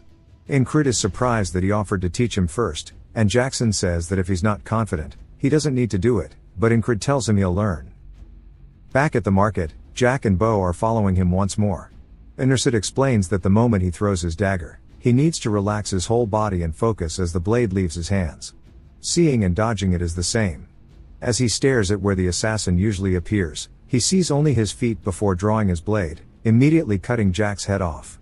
As Bo goes to reach for his, he turns towards him, slicing him through the stomach. The woman that usually sees him die screams, saying that there's been a murder, and both Jack and Bo have dropped to the floor. The assassin starts to approach, and Incrid says he needs to watch his opponent and switch from relaxed to focused. He can only avoid dying if he protects his heart, and he needs to watch the tip of his hand. The dagger is immediately lodged into his arm, and he didn't even see it. He looks down at it only to catch another one straight to the chest, saying that shit was too fast as it only lasted for a split second, but he saw something for sure at the start. He saw a shine from the assassin's hand, and he's sure of it.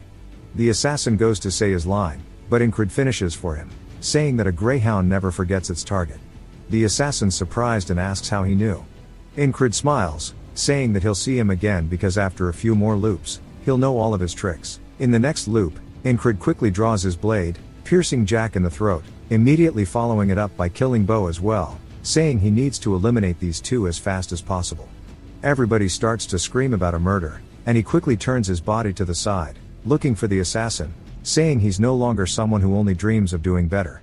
He sees the shine in the assassin's hand and says that he can achieve what he wants through hard work. The dagger is immediately thrown as it soars through the air towards him. Incrid uses concentrate on a single point to follow its path and uses metal bracers to block the first one. The assassin begins to spin another one, calling him crazy while sweating nervously. Incrid realizes that it's coming from the front and needs to dodge to the side. But it was none other than a feint, as the assassin is still spinning the whistle dagger on his finger. Incrid realizes this and accepts his fate, as there's nothing he can do when the assassin throws the blade for real this time, piercing him through the chest. He drops to his knees, saying that he can adjust his timing according to his movements, and that this dagger is pretty damn cool as he pulls it out of his chest. He looks down at it, saying that he wants to have this as well.